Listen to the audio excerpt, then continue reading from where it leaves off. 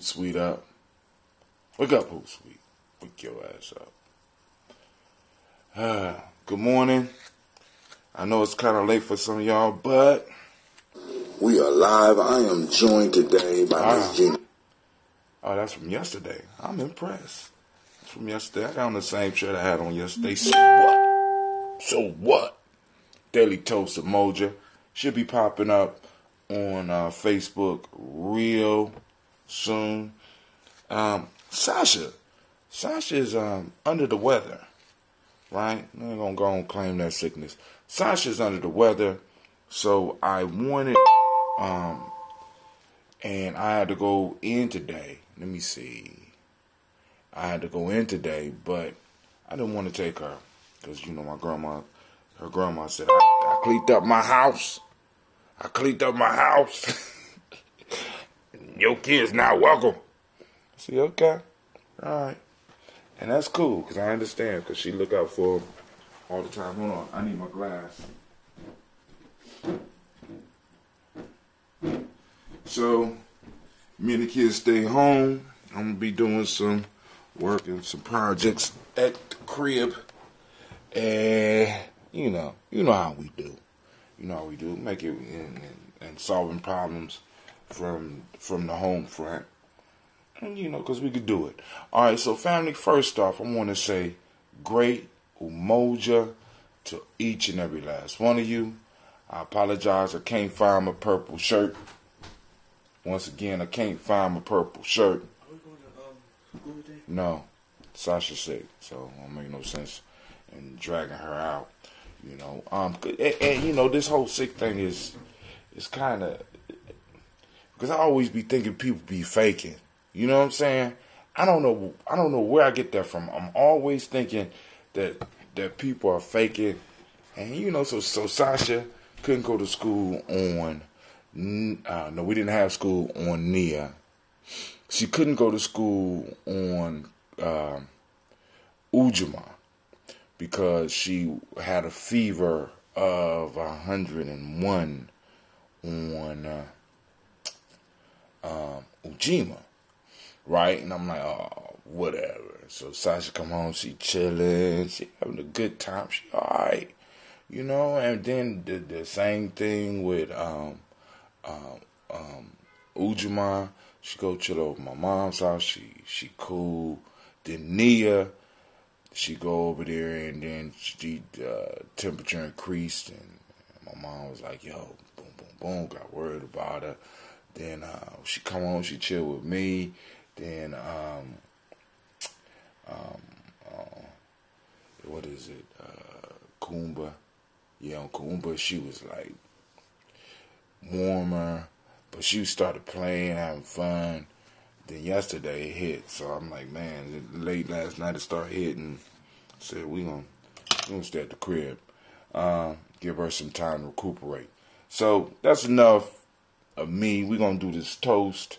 I am going to open up the lines because I know that even though it wasn't a day off for me, some of y'all may be off, so y'all might want to do a toast and talk.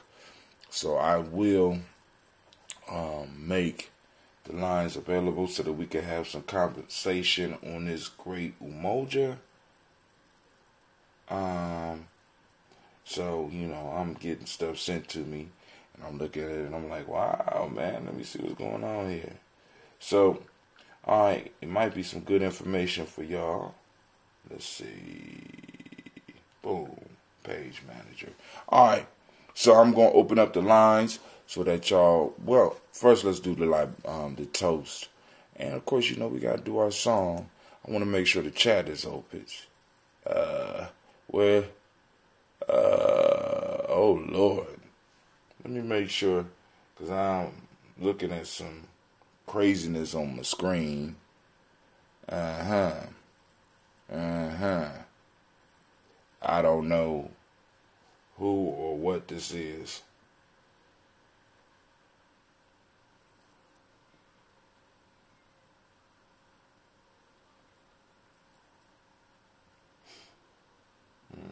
All right, so let's get it popping. But before we get that popping, I want to see something real quick. Because I got some foolishness on my screen as we speak. Alright, let me go on and refresh. So sometimes I just be wondering, some people just be lost. Can't see all your messages. Switch to our new compact mode. Try it now. Let's see. Oh, okay. Got a compact, alright.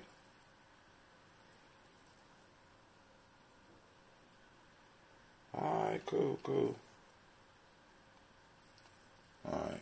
Can't see try it now. They got this new mode on here. I want to see what's going on. Our new compact mode. I don't understand. Alright. There we go. Back to some foolishness. I don't know what they doing. Alright, family, here we go. Let's get it popping. First off, I want to welcome you to Giami Journey Media. This is the place where your hustle build muscle. And the congregation of the mighty. This is Giami Journey Media. Alright. This is a Heart of December production. Of course, this is a daily toast. Where we strive to blow up your old paradigms.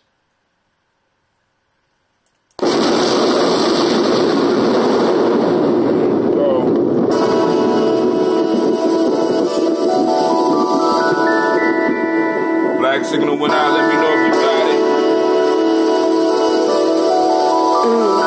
Mr. Diddy.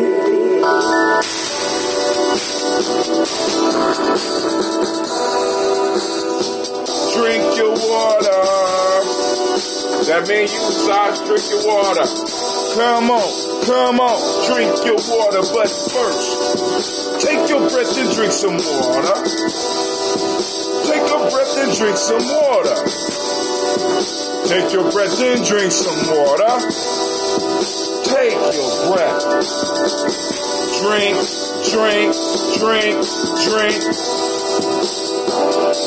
Or should I say, breathe, then drink.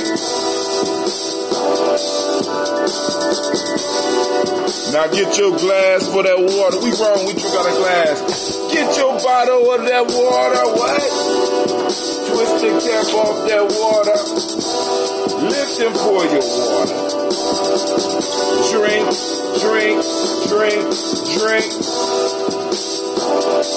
Or should I say, lift, pour, then drink.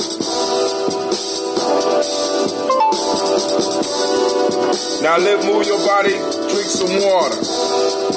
Move your body, drink some water. Stretch, man. Move your body and drink some water. Oh, just move your body. Drink.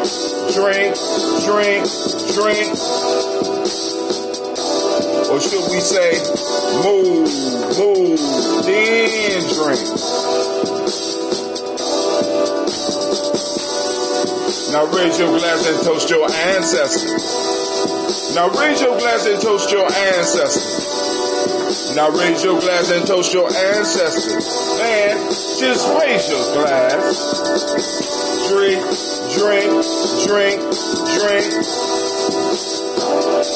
Or should I say, raise, toast, then drink. Take your breath and drink some water. Lift and pour yourself some water. Move your body, drink some water. Raise your glass and toast your ancestors. Breathe, live, move, drink. Remember the 4 pillars of health though, right? Breathe, drink, eat, move. Take your breath. Lift and pour. Move your body. Ancestors breakdown. Now drink up with me, fam. We gonna crush this. We got exactly a minute.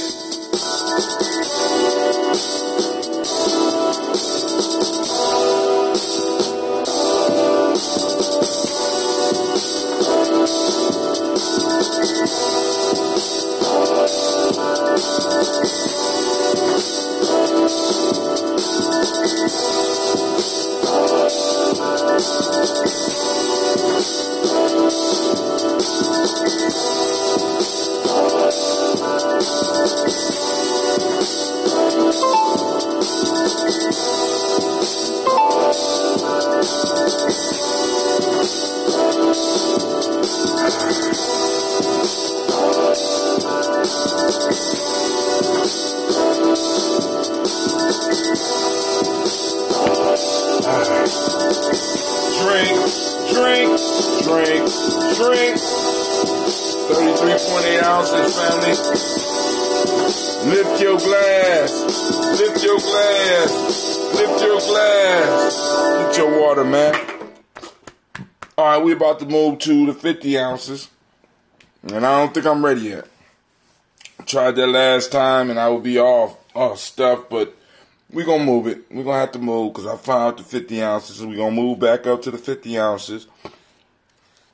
See if the training has paid off. All right, family. So, once again, I'm going to open the lines. But first, of course, we're going to get up in here and we're going to pour these libations. Or, you know, as we call it, we're going to do our toast. Only got a little bit of ambrosia left. I'm going to save a little bit for Sasha, even though she's a non-believer, right? All this time she's been sipping. As a matter of fact, before she got sick, I told her to take a sip of ambrosia. She said, it don't work. I said, okay. She said, okay. Hurt my feelings, okay. Okay, you little non-believer. You know. But I ain't gonna say if she didn't drink my ambrosia. If she would have drunk the ambrosia, I don't think she would be, you know. Because you got to keep that microbiome together, family. So it's some stuff in the news that we definitely could look at as well. Now, one of the things that was on my mind was this whole definition of a nation. Because, you know, in geometry, one of the first things we start building on is the definition of a nation. Because, like I said, in geometry, you know, a lot of us started off on the whole nation builder warrior piece, and we had to be able to really look at what a nation builder was, what a warrior is, you know, what is a nation builder within a nation. You know what I'm saying? When do you stop building and start maintaining? When do you, in a sense, move from building to maintaining and governing, right? And what is the role of a warrior, right? So we had to really start looking at that type of stuff, and I really want to kind of look at, or at least have a discussion about a nation, what a nation is, and what and how, by the way Gianni look at it, this ADOS thing works out perfectly. All right, you know what I'm saying? Because it is because I'm understanding there's a beef going with individuals in the Pan-African community, because a lot of people believe that you can't talk the ADOS talk and deal with the Pan-African agenda. And I disagree. As a matter of fact, I think that the only correct method of dealing with Pan-Africanism is first dealing with this whole, at least us in America, dealing with this ADOS thing. And if I remember, I'll get back to that. But first, we want to give honor to the Creator by whatever name you choose to call that Creator. We lift up our glass, we salute the Creator, and we say, Ashe. From there, family, we move to our list of ancestors. And we got a nice, beautiful, and long list. And I want to thank all those people that took the time to send in their ancestors. Now, I do have the number now. So for anybody that wants to get on the toaster list, get on the black signal as well. So hold on, let's first talk about toaster list. Toaster list is individuals that are special forces of the community, right? Far as Giami, they get text in the morning when we do the daily toast. They get text for all the shows that we do on Giami Journey, and they're on the list for all of the events, so they get all the texts. Then we got the people that are on the black signal. What is the black signal? The black signal basically plugs you into all of the activities. So you don't get no text for shows really, unless it's like a special show or something going on. But you get all the events. You get on the list with all the events. Kwanzaa events, the Malcolm X Festival, any other festivals or any other things that we are doing. Any like the malls and the marketplace and stuff like that, we send out text for that.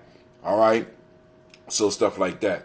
So those are the two major lists. Now we got other lists, but those are the two major. So to get on a toaster list, you text toaster, TOASTER, to 25456. Right? If you want to get on the black signal, you text GNJ to 25456. I think that's it. Yeah, 25456. That's right. All right, so shouts out to Mr. Navita. I see you out there. Thank you for joining us on the YouTube channel. Right? Yeah, I had to get up, man. I was in that tub, man, and sometimes I'll just be like, hey, But I said, let me go and get up, because after I decided, I said, well, I ain't gonna be able to take her. I ain't gonna be able to take Sasha to work with me. I said, I need to, you know what I'm saying? I'm gonna just chill right now. So here we go. Miles Brown, Ms. Ann, Robert the Texander, Davis, Herman Brown, Senior, Rosalie Tilly, George and William Walter, Christopher Gas, and Lena, Uncle Chris, I'm Fiend, Cleveland, Geneva Brown, Margaret Ellis, Wash Ellis, Cecil Ellis, of our Brown, Jenny Gaines, Herman Brown II, Barbara Twiggs, Wash Ellis Jr., Katie Ellis, Nikki Ellis, Jamon Jones, Jeremiah Tappan, John Fallard, Montague Pittman, No More X, Sapet Mott, Rob Malika Fakur, Dr. Marianne Williams, Kojo Kamal, Elder Farmer, Ella Millie Dixon, Tony Clark, Pastor Yusuf Weston, Elder Anjani, Elder Ron Coleman, Elder Robert Thompson, Alfred Broford, Hector Jr., Jay Edwards, Carlisle Harris, Grace Lundy, Inez Harris, William Bill Mars, Phyllis Rose, Sterling and Lucy Wright, Daryl Gale Pullian, the Luxter brother, Miss Eda Brooks Crawley, Miss Marie Nelson, Mr. Frederick Crawley Sr., Miss Jerry Brunson, Mr. Alonzo Johnson, Miss Marie McDowell, Janice Foster, Charles Jordan, Kel Smith, Walter Smith, Richard Triggs, Francis Johnson, Mary Franklin, Jimmy Williams, Daniel Ford, George Gibson, Nana Loretta Clark, Inez McCrae, Fritz Clark, Frankie Justice, Katie Justice, Derek Winderman, Virginia Rogers, Reverend James Smith, Lois Henderson, Calvin Spratling, Mary Elizabeth Walker, William Walker Sr., Sarah Jane Carter, Michael Ford Jr., Kellen D. Russell, Susie B. Smith, Teresa Clay, Melvin Dale Hodge Jr., Herman Copeland, Mildred Copeland, Jenny Clay, Bird Beatty, Sarah Weller, Vita Farmer, Agosa, Sue, Cheryl Harvey, Aunt Charmaine, Aunt Evelyn Theolis, Hasbury, Harvey Hasbury Sr., Linda Dickinson, T.C. Islam, Terrell Dunbar, Will Thomas, Sarah Berry, Mark Walsh, Merle B. Thorne, Pearl G. Thorne, Ida Johnson, Florence M. Carter, Joanne Thorne, Erica Tricia Lewis, Juanita Wright, Robert Wright, George Wright, Mary Eliza Perju Davis, Mary Elizabeth Rogers, Mary Esther Keachler Reese, Linda Watson Hammonds, Jarrell Giles Watson, Sparrow, Slimmy Selvin Lewis, Andrew Holmes, Pearl Moore, Percy Moore, Jr., Mildred Owens, Booker T. Bowden, Charlie Hunt, Sammy Stober, Heather Pearson, Sturgeon Thornton, Richard Thornton, Lavina Hall, Freeman Bankston, Mary Moss, Sophia Peacock, Willie Thornton, Napoleon Kennedy, Mark Ramsey, Paul Ramsey, Matt Ramsey, David Ramsey, Charles E. Thornton, Frankie Quails, Urania Thornton, Bernice Quails, Ernestine Jackson, Frankie Johnson, Teresa Mormon, Leon Johnson, Charles Bell, Vivian Ramsey, S.C. Johnson, Delrita Johnson, Leon Johnson, James W. West Sr., James Parham, Dana Jones, Henry World, James Farmer, Mary Chavez, Leon Grace, Bessie Johnson, Hattie Levester, May Moreland, Paul Moreland, Elder Caleb, Rosemary Martineer, Elder Amatab Wellman, Fred Douglas Triggs Sr., Thelma Triggs, Thomas and Lula Berry, Lacey Ellen Ohio, Frank Russell and Davis, Fred Douglas Triggs II, Vina Triggs, Reverend Eddie Moore, Helen Fuller,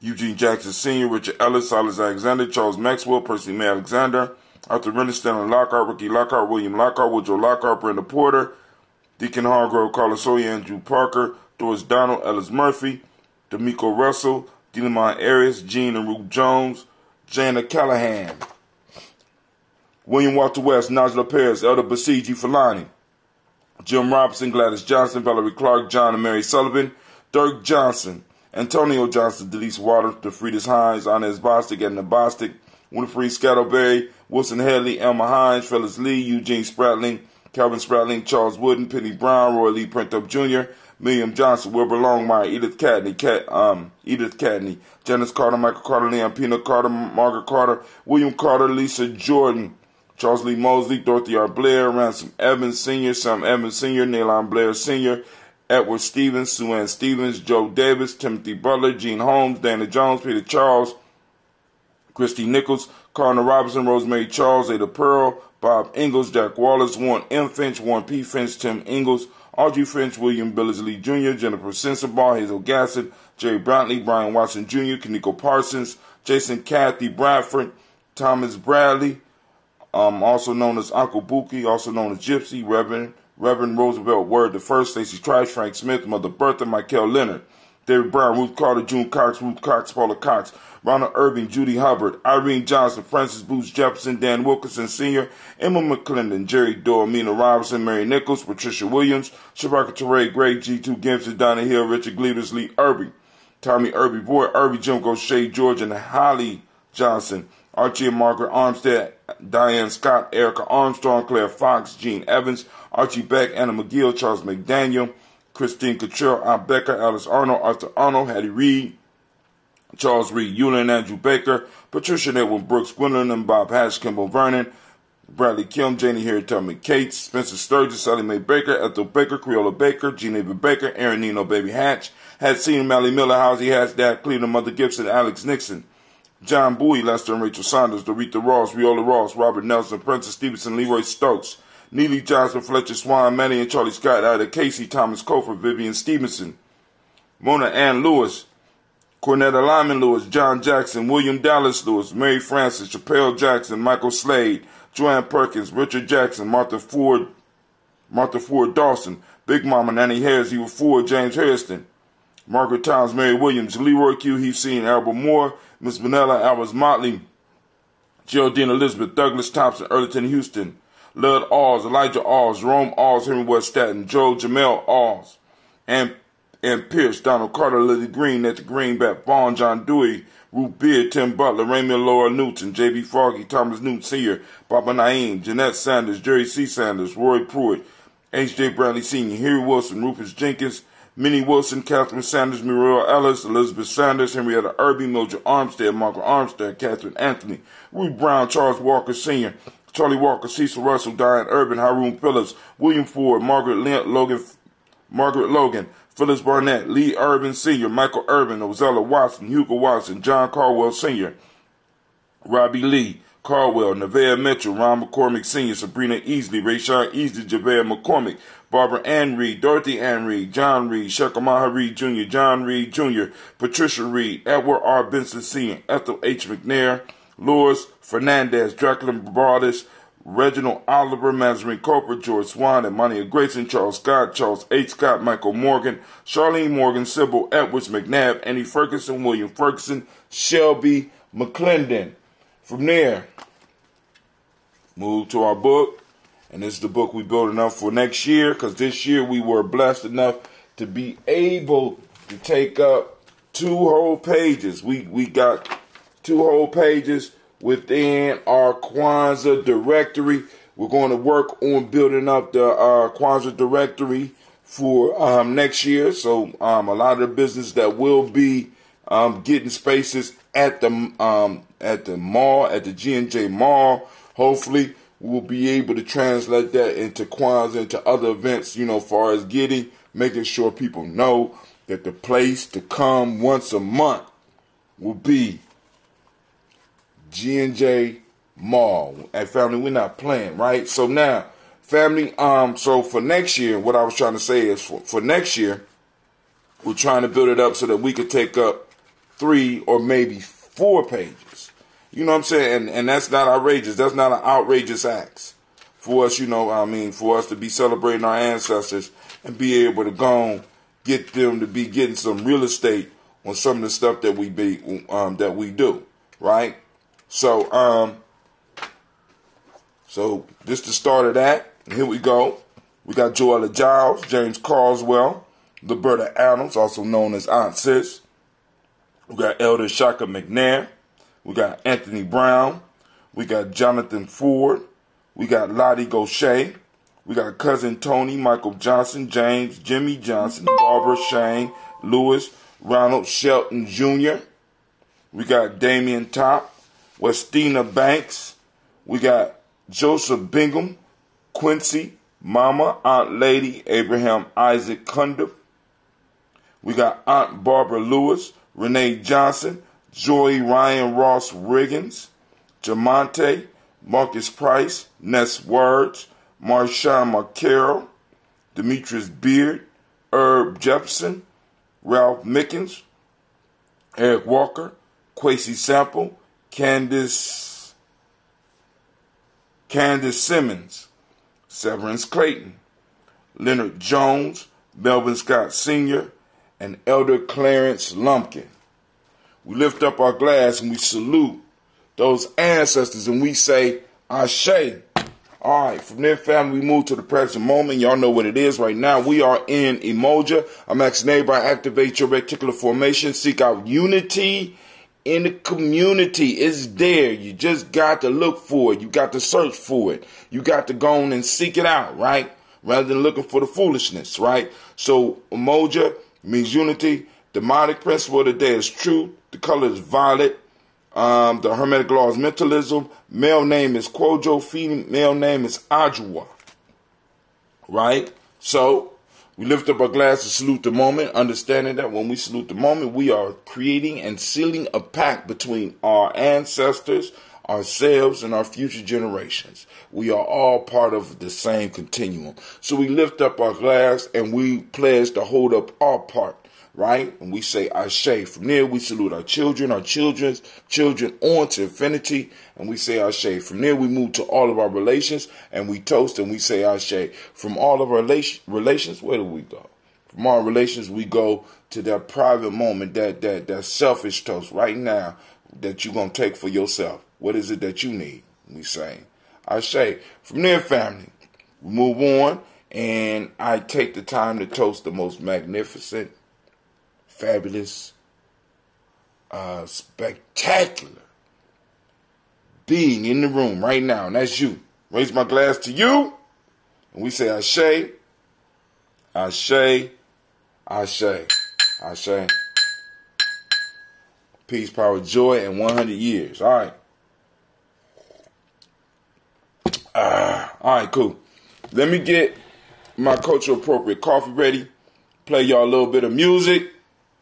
I'm going to play y'all just a little bit of music. Well, better yet, let's put on the commercial. So y'all need to follow us on YouTube.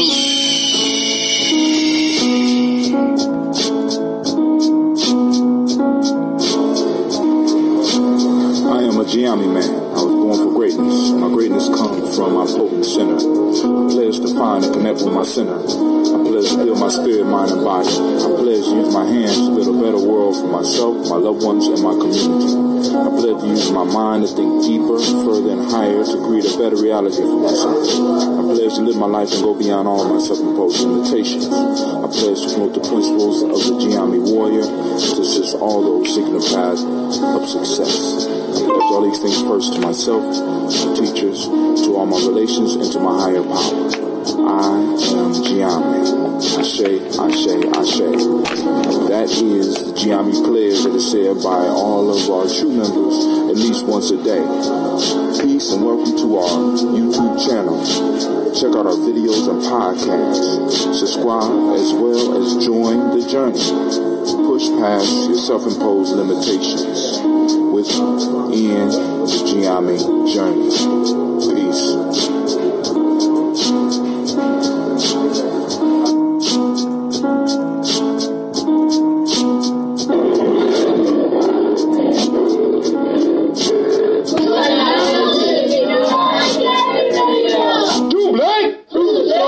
Let's see what this is.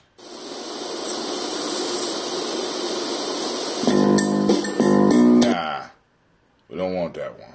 Let's see. All right, so anyway, family, let's go and get the conversation started.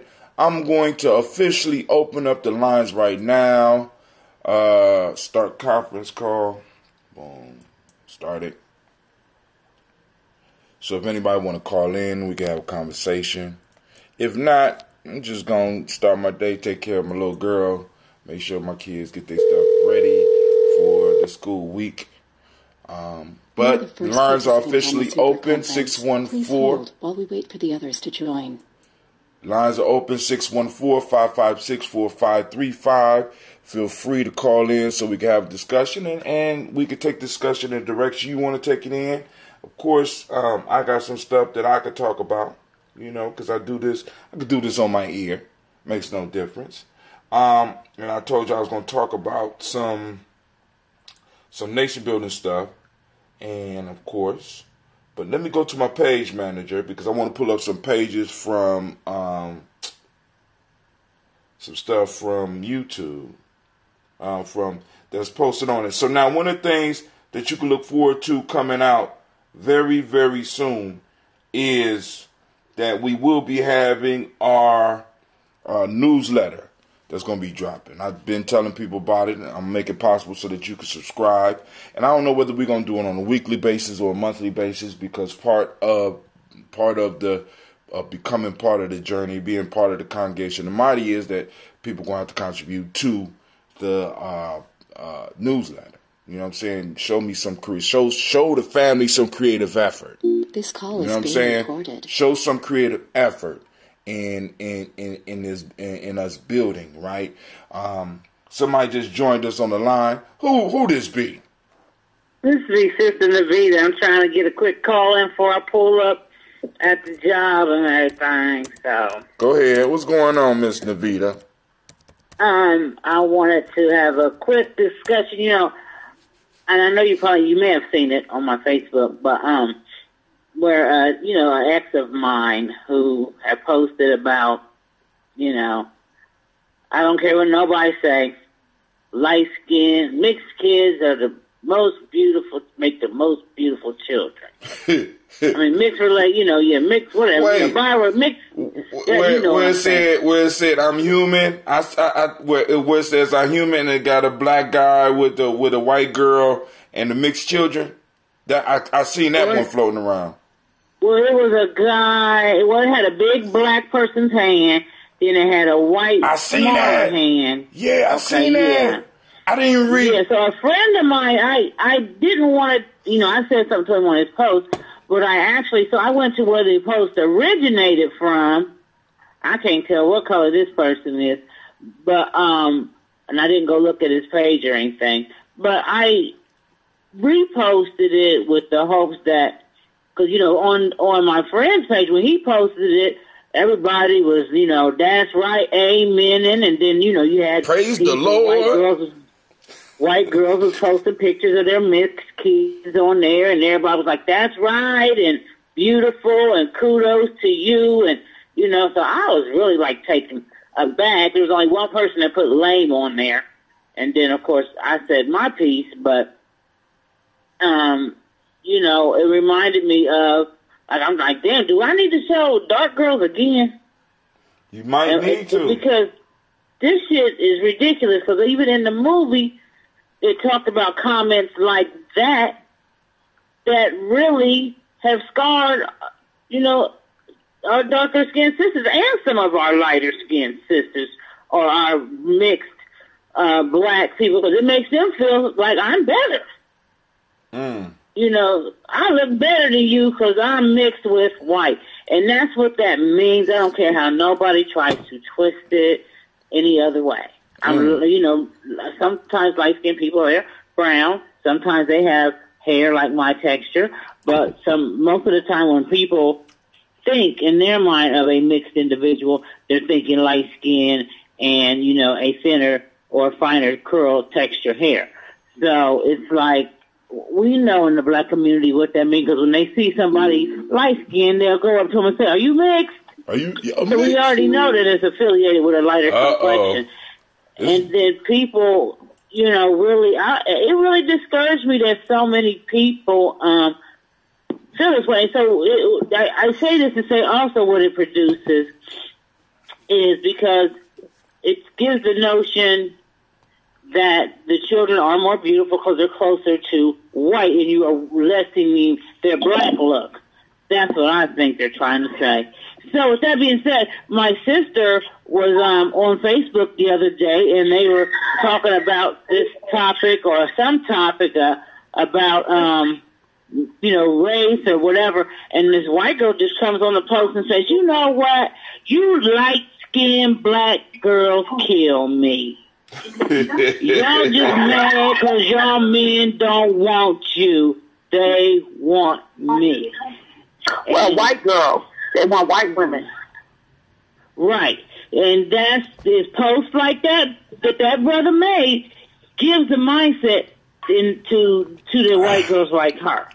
You know what I mean? Because now they're like, they want to make babies with me because y'all's babies together don't look good. So ironically, before I seen your post yesterday, I was having a conversation at my night job about this, right? Mm-hmm. And something, so I experienced this a great deal coming up with, and I think I spoke on this before, with my family. And I didn't know just how bad it was until my father had told me I was supposed to be named after my grandmother. My middle name is her name, but not my first name. And he said he refused to allow my mom to name me after her because she didn't like dark people. And she didn't, he was telling me about how this really was an ideology that they brought from the South up here with them, right? Mm-hmm. And how it was rooted in the church that they attended and everything. And I shared this on the show before. Right. But this idea is like when we talk about, not knowing where we are, if we don't know where we've been, it's not even, I don't know that it's an eye always about being white or just the difference in the way you were treated if you were light-skinned on plantations, right? Right. And so it's kind of like got rooted in us, and then it keeps on perpetuating. I've almost been in fights. I've been accused of, my girlfriends, a lot of my girlfriends are light-skinned. And people say things to me like, you're cute to be dark-skinned, right? And when I was younger, I didn't know that was offensive. But as I got older and people would say that, now I'm a grown woman. And you say shit like that. What do you mean I'm cute to be dark-skinned? Right. Why not just say I'm cute, period?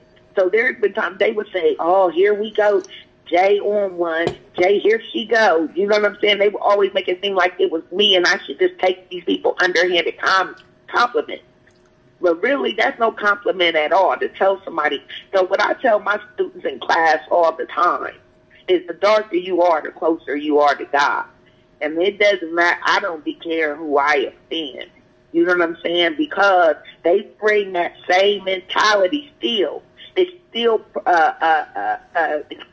exists. That whole ideology about this light skin being better than dark skin, it continues to exist. So when I hear kids picking on somebody for being dark, anything like that, my girlfriends hear me say it all the time. The darker you are, the closer you are to God. I can't recall where I got it from, but it's something that I say frequently. And I don't care who I offend. You know what I'm saying? Also, I just want to point out that this thing, it does exist on all continents. I think about my students from Nepal. The darker they are, the lower they are on the caste system, right? And their names are associated with that shade as well. And I remember when you're teaching a little girl from Nepal and having her look down on me, right? But then I realized that she came from a country where everybody looked down on her. So it made her feel real good to have an opportunity to look down on somebody. You know what I mean? Mm-hmm. Once I figured it out, I could better deal with it. But at first, I had no clue. I started reading on. I didn't know much about people from Nepal, you know, and the more I read, the more I understood, and then I just figured it out. But it's crazy how this stuff exists. We can see evidence of this, you know, when we go to parts of West Africa, bleaching their skin. Hey, Lady J. Yeah. Remember when you called in? We talk about West Africa. No, stop. Bleaching their skin. Slow down. Remember when you called in? It's a call-in show, and we shared a conversation. Navita was trying to wait before she went to the office. You gave your story. Oh, I didn't know that. Yeah, we conversated. Is she still on the line? No, she hung up. You just kept going and going. You like the Energizer Boney. And you know I ain't taking my medicine this morning, so you better not say no shit that make me snap. Don't make me. I heard the tidbit on. I just put on the Facebook, and this is one of my favorite topics. I'm sorry. But I had to ask Sister Navita, where am I supposed to get my nose pierced? That's what I wanted to ask her. I apologize. This is just one of those things that I just be having to deal with you know, to kind of get me going. I apologize. All right. So yo. What's up? Hey, Quasi, hold on. I got the GOAT on YouTube. So what I'm going to have to do is I'm going to have to start being able to go on and... What's up, GOAT? Now, I don't know who the GOAT is. But the GOAT got my GOAT right now, you know. But go ahead, Quasi. The GOAT? Yeah, the GOAT. What's the GOAT talking about? Oh, I mean, you got to see the timeline. Maybe I'm missing something. I don't understand. You know, hey, nigga. They talking about some weird shit? No, it's just the way some people open up with some. It's like, what's wrong with you? You know what I'm saying? I understand that people feel safe. You know, being able to go up under names that nobody can really trace you down with. You know what I'm saying? We might, you know, but, you know, hopefully I know you, GOAT, but if I don't know you, stay in your place, homie. All right, but go ahead, Quasi. Oh, I just be looking at Facebook sometimes. Yeah, America is headed to civil war. Oh, shit, that ain't had nothing to do with nobody was talking about. My bad. Well, kind of it does, talking man. about? Kind of it does. I mean, because I got some topics that I want to run through, but, you know, Navita hit on some shit that got Lady J. Oh, that light-skinned thing? That light-skinned, dark... It ain't just light-skinned things, the light-skinned, dark-skinned thing. The mixed babies? The whole mixed babies look better thing. On that. But you already know, man, I don't even... You know those kids are black, though. At the end of the day, I don't know what they are. Conversation I had, they black. Those are mulatto children. Those two children are black. I don't know. I was about to holler at Lady J, but she too light skinned for me. Shit, I'm too black, too strong, too beautiful. I stay in my darkness. I lay in the sun and get dark every step. I can't wait to be as dark as possible. Whatever. You lay in the sun and get beautiful. That's what getting dark is. Oh, thank you, quite. I just like women. Fuck all that. I like women. Yeah, I like women too. I like all flavors. That's what I'm saying. But it's something I don't know. I do want my kids to be darker than me, though. Now, well, you know, it's kind of hard for my kids to be darker than me. Then, you know, because shit, you know, it's very rarely that I'm able to be out blacked by a motherfucker. So you know, my kids is kind of rough. You know, not really, but all of us are lucky because the whole issue is, like I said, because it's like, you know, those kids are black, and it's like this one of the things that we have to start doing as black people is that we're not accepting everybody. You know what I'm saying? I'm just sorry, Lady J. I know you're gonna disagree. Those kids are black. Listen. I strongly disagree. I'm not accepting. Black folks are not accepting everybody anymore. You know what I'm saying? That's fine, but I'm just saying. Listen. And white people don't like. I know. I don't listen. This discussion is not. This discussion is not about what white people like. I'm just bringing up the point that as black people, we got to stop accepting the motherfucker. A white girl could dance, we accept her in. A white man could dance, we accept her in. Listen. If they are mixed, I believe that they have a choice. Wait, hold on. I believe they have a choice, even if the choice is only in their own mind. I'm not accepting. Kamala Harris. I'm not. Yeah, right. Kamala Harris got a choice. I'm not. Kamala Harris got a choice as fuck, and she's like black looking. He looked like maybe darker than me type shit, or at least about my same complexion. And I ain't giving motherfuckers left and right. how you act. When it's questionable, how you act is how I place you. I'm not on that because the one drop rule don't affect people in the same way that it did back then. Let's move on to another conversation. All right, cool. So now the next conversation that I want to hit on, since Lady J is all sensitive on me all of a sudden, I'm learning. It's almost Pisces season. We got a couple more hours. I'm gonna tell you why I'm sensitive when we gonna move on. Just because you're talking about people in my family. What? I keep telling y'all, I'm one of few dark. How am I talking about people in your family? You talking about mixed people? This is the Lady other J. thing that I just want to point out. You said you want to go somewhere else. My girlfriend light skin, but she's the darkest person I know. She be on her straight. See, but Lady J, you're missing my point. You know that? See, you miss my point because because actually you do be using bully tactics. You know that although you left the streets, you have brought the bully tactics into your intellectual banter. I'm trying to let you know. Because listen, I'm saying one thing and it's like, look. What? Baby, I ain't never denied not being a bully. I ain't never denied not being, I'm sexist, I'm misogynist, I'm all that shit. I don't even care. You understand what I'm saying? Y'all know that. People know that when they call. Sisters know that when they call into me. I'm a man. I don't give a fuck. You know what I'm saying? I'm going to be a man, and that's what I'm going to be. I ain't, but what I'm saying is, Lady J, I'm not talking about your family. What I'm saying this to, as black folks, we got to stop accepting everything and everybody because of this one drop rule, because somebody made this rule and we got to accept it. Where is the person mind state? Because I know some light-skinned people who are the blackest people I know. But then I also know some black motherfuckers. You ain't let me finish. You ain't let me finish. You ain't let me finish. You ain't let me finish. Right? See, that's that bully shit. Right? I ain't scared of you. But I'm not talking about you. There you go. I'm about to hit you with this right hook. I know some dark-skinned people, as dark as me, that's white as fuck. And I'm saying, never met anyone darker than you. I'm saying that where a person's mind state, is where I'm going to allow them to be. You know what I'm saying? Especially when it's like when we have to make choices, because I'm talking about circling the wagons. You can't be acting one way and then want to get past us in the wagons. Because we have orders. What's the orders when people approaching the wagons, Quasi?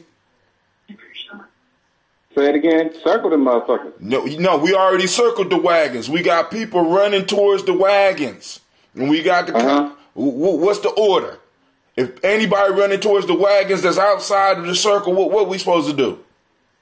Smoke their ass. Smoke their ass. So listen, don't come running towards the mat. Don't come running towards the wagons talking about I'm black now, I'm black. Pow. No, you not, motherfucker. Pow, motherfucker, you should have been with us when we was pow. You know what I'm saying? Because Lady J, that's how we let spies in. Because just because you look like us. Fuck that.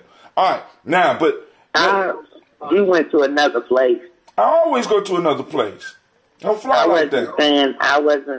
That's not where I was born, I tell. I think it's interesting that kind of Lady J. I be analyzing shit, and I kind of you just kind of opened up in a way, and you showed me. I saw everything. I don't you just opened your whole guard up, and I saw your whole strategy. I ain't even gonna put you out there like that. But man, you might need to have a talk in private. I don't even put you out there. I just saw you just showed me your whole strategy. You just kind of revealed, because when people when you fight, when you spar, whether physically or mentally, you show your opponent your strategy. You show your opponent your moves. You show your opponent your rhythm. And as much as Floyd Mayweather is a coon, that motherfucker's a beast at people's rhythms. You see what I'm saying? And that's what I sit back and do. I'll sit back and I'll watch your rhythm. So the more you swing, the more you leave parts of yourself open. So I love to counter. You know what I mean? And you don't like getting punched in the body. You know what I mean? So if you don't like getting punched in the body, maybe you shouldn't swing so much. All right. So, Lady J, we moving on to another subject. Go to Giammi Journey Media. We changed the name. The name is Giammi Journey Media now. I know people going to be confused by that. But I have a flip book on there. I want people to check out, go and look at it. Check out the little flip book because it's about the mall. And also, like I said, we're going to start producing. And Lady J, I'm going to need an article a week or an article a month from you. I'm going to need at least an article a month from you, Lady J. You know what I'm saying? She done hung up on me. You quiet now? I need an article a month from you on whatever you want to be on, because I'm putting together the newsletter. I got this dope ass software that we could put together a quality newsletter and use it to raise funds for everything from us sending kids to Simba to us being able to help finance some of the stuff that we do as far as our meetings, the camping trips, and all that.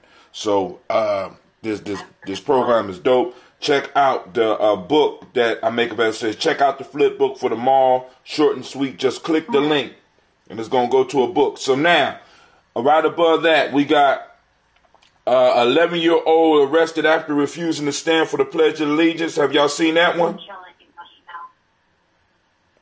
Y'all heard that story? All right, we have an 11-year-old arrested after refusing to stand for the Pledge of Allegiance. An 11-year-old student was arrested after refusing to stand for the Pledge of Allegiance and allegedly telling a teacher that the flag is racist and the national anthem is offensive to black people, according to reports. The boy, a student at Lawton Childs Middle Academy in Lakeland, Florida. God damn it, Florida. The fuck is going on in Florida? Was charged with disrupting. Y'all not ready? Huh? Y'all not ready for my comment. About this one? Hell yeah. Yeah, I kind of know where it's going. I hope you're ready for the response. If you're going to throw it out, as Quasi say, you're going to put that punch out there. Get ready for the counter blow, right? I don't give a damn about none of that. All right. Was charged with disrupting a school function and resisting arrest without violence for the February 4th outburst, according to Bay 9 News. He was also issued a 3-day suspension. He was arrested and got a 3-day suspension. In the background. That's Lady J. Are you at the school, Lady J? Why the hell would I be at school? Well, no, I'm just saying because you remember. No, you remember because we open. I'm only home because Sasha's sick. Well, turn off the TV in the background, girl. I know you watching your favorite soap operas. I know you into that shit. Why would y'all have school today? I'm confused. You know we remember we did. It's about the noise in the background. No, we do. No, we do parent teacher conference on this day. You don't act like you don't know. They need a union. That's what they ain't no damn way. Well, turn on those soap operas. I don't think it's my team. I don't know what that is, but okay. I have one on headphones. His mother, Dakiria Talbot, said officials took things too far by arresting her son, who she said is in gifted classes and been bullied in the past. My son has never been through anything like this. I feel like this should have been handled differently, she said. If any disciplinary action should have been taken, it should have been with the school. He shouldn't have been arrested.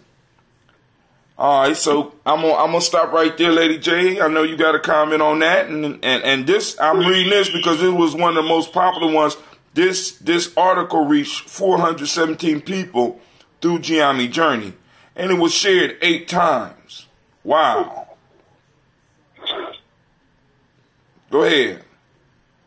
Yeah, it just sounds like propaganda to me. Go ahead, explain. Sounds like bullshit. Wow, you know what, Lady J? I was actually, I thought you was gonna come from a whole nother angle. I was actually. Yeah, I am. I am. No, I was actually kind of thinking that shit too. But go ahead, go and finish. It's definitely. It's definitely sensationalism. It has it written all over it. But the piece that I want to say is that I too am America. When I look at the flag, now that's the angle I thought you come from. What? That's the angle I thought you was gonna come from, rather than. Oh, well, you thought right. Go ahead. Go ahead. So my conversation with my students, we say the pledge every day in our town hall meetings, and a lot of times I'm the loudest voice because I want to remind these crackers that this is really pretty much more my country than their country. A lot of them came over here. Their ancestors came over after my ancestors.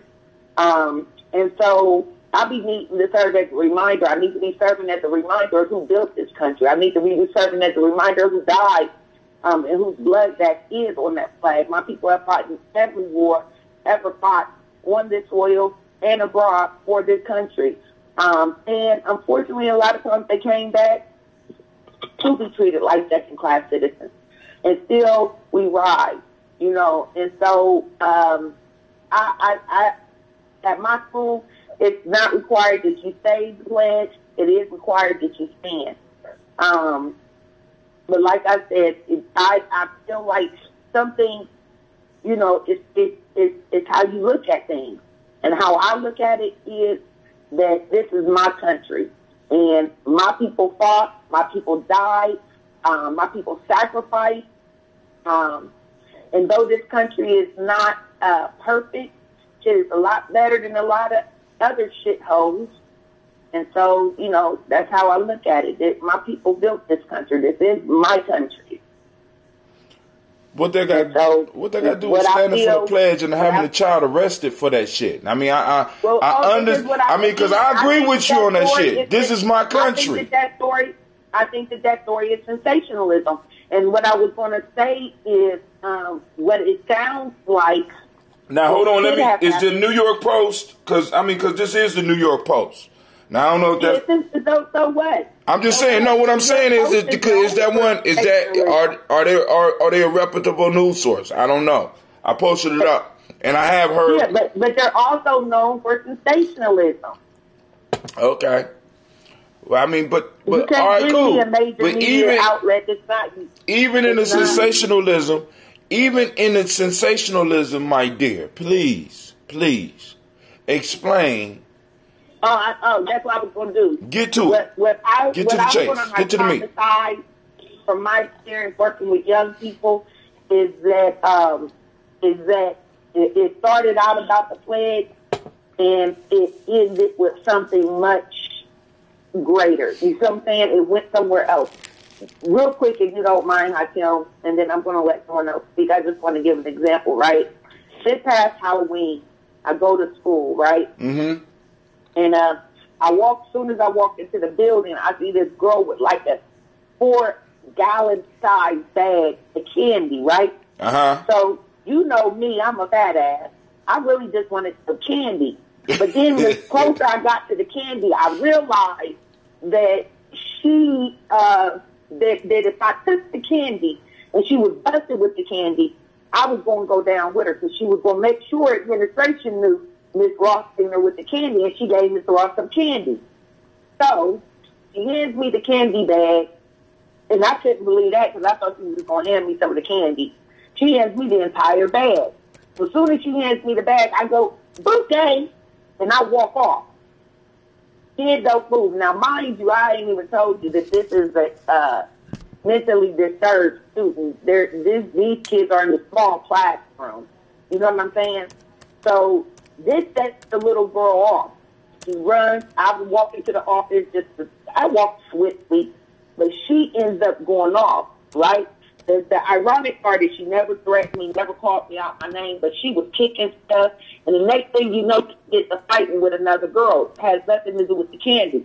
But when people started, like those kids that seen it, and initially when I told the story, they kept telling me I got the little girl suspended, but she didn't get suspended about that damn candy. She got suspended because she got in a fight with some girl she had been waiting to fight with, right? Nothing about the candy. And so that's just what this story reminds me of. I don't know why the hell they call the police. But I'm just saying that it started off about the pledge, and it just snowballed into something else. Right. That's it. All right. And I'm with you. I'm with you. But they called the police that's what I'm saying. Because it was a black male, and they like to criminalize our children. And even if it's but also because I didn't read farther.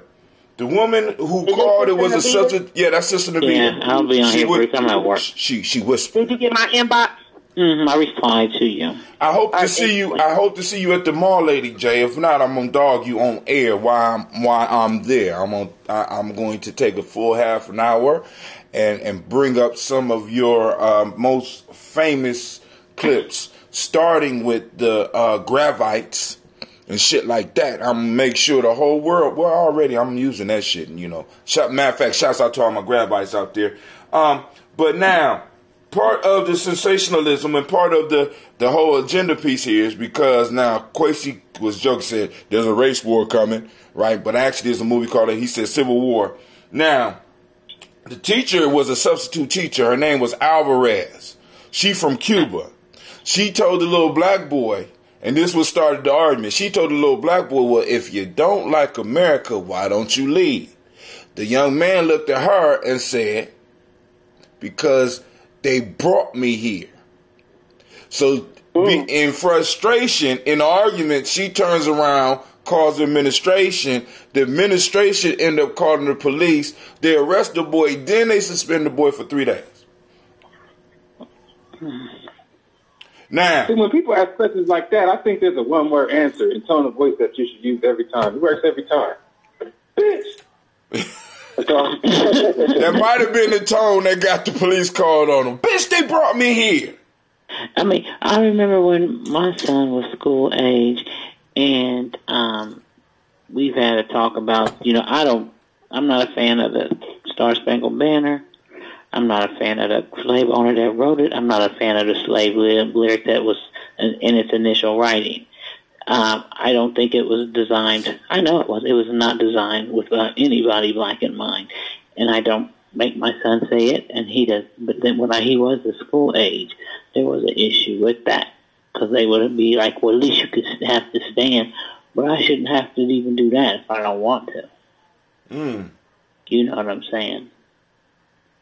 So it's like they just really, if you don't go by their rules, they're going to criminalize you. And right. That's even a law. You know It came to my mind too, like, it's a cycle that ultimately leads to submission. Like, you know what I mean? Because you got to go to school. Like, if you don't go to school, it's truancy. And then when you're at school, you got to stand up for the flag, and then the flag. That's that integrity piece. You know what I'm saying? It's compromising your integrity. If you feel that that's demeaning for you to, for me, that's how I feel about that song. It's demeaning Sasha. to me. To me, it's like a Jew singing a song that Hitler made. That's how I look at it. And I am not doing that. And my son doesn't have to do that. And I don't feel like he should even have to stand for. His integrity is in question here if that's how you feel about it. So, I was kind of tripping that Anthony Hamilton sang the national anthem at the All-Star game last night. I was appalled, really. I was like, I heard about that. And there was two of my friends were actually on Facebook talking about it, and one of my friends said he did a wonderful job, and the other said she felt he butchered it, and she said it's such a beautiful song. I love the song, and I said no disrespect, but I'm just gonna give you a little history lesson on the song. You know what I mean? We were still enslaved when the song was written. It was written by a slave owner. And they even had a paragraph where they had a sentence about slaves in the song. Well, they did. Well, Navita. But some people could argue, well, at least they did it. At least they did acknowledge us. The thing about the That's song like saying, we're glad they gave us Jesus. Anyway. It's kind of like church. It's kind of like going to church. It's not even the words that people like. It's the pitch. It's an emotional. It's emotional. It starts low, and then it goes around. You see what I'm saying? When you have those dips and peaks and valleys, it has an emotional. It makes people feel the way. That's the deal. Vibrational frequency attached to it. It gives you a beautiful feeling. I feel just a vibrational frequency, which I never thought about it like that. It hits you in certain parts of vibration-wise that are appealing. Like, right, and don't let black people get to sing it. Hit it, Quasi. I didn't know you could sing, dude. That was pretty good. That shit was beautiful. What's up, Jacqueline Brooks? He said, I'm about to y'all all might be dead. Call in, Jackie. 614-556-4535. I need some articles. Goddamn, I need some articles, Jackie. Who just hung up? Navita just got caught on. Going back to work. She got caught on the business phone. All right. I don't see no more, ladies. They don't leave. Family, listen.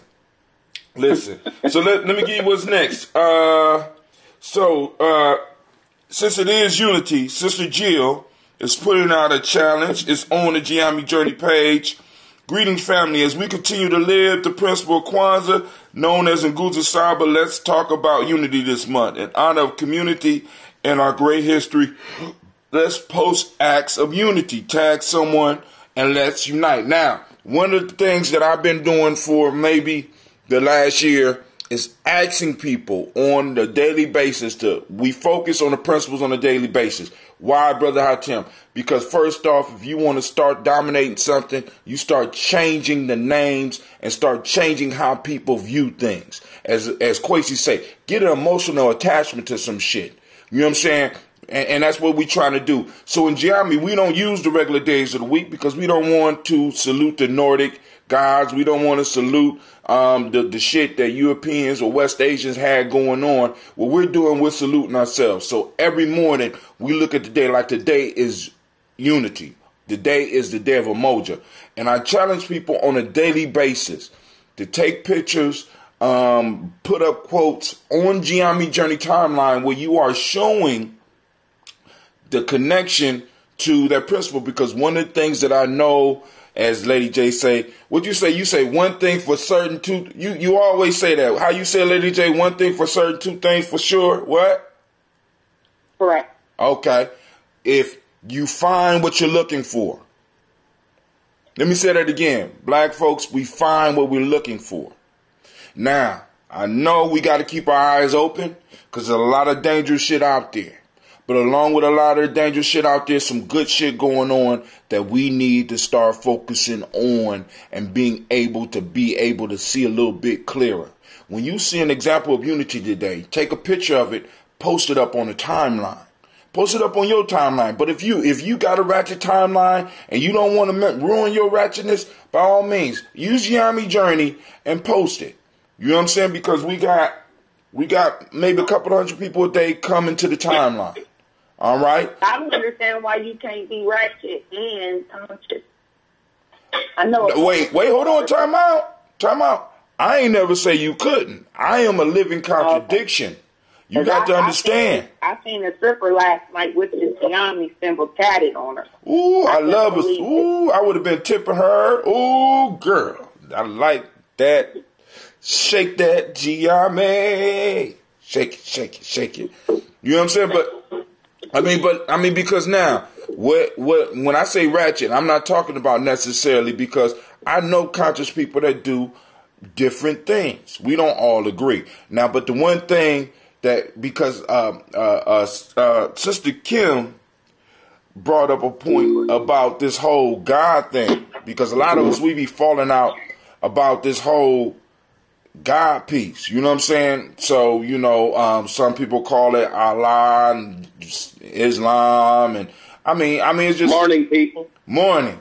I'm like, yo, I'm on the ancestral train. I ain't got time for all that shit. I never met God, but I met my grandmother. I'm just being honest with y'all. That's how I feel about stuff. So one of the things that I use to break down walls is, especially when we talking to other people, is getting on the ancestral piece, going back to the whole being conscious and being different.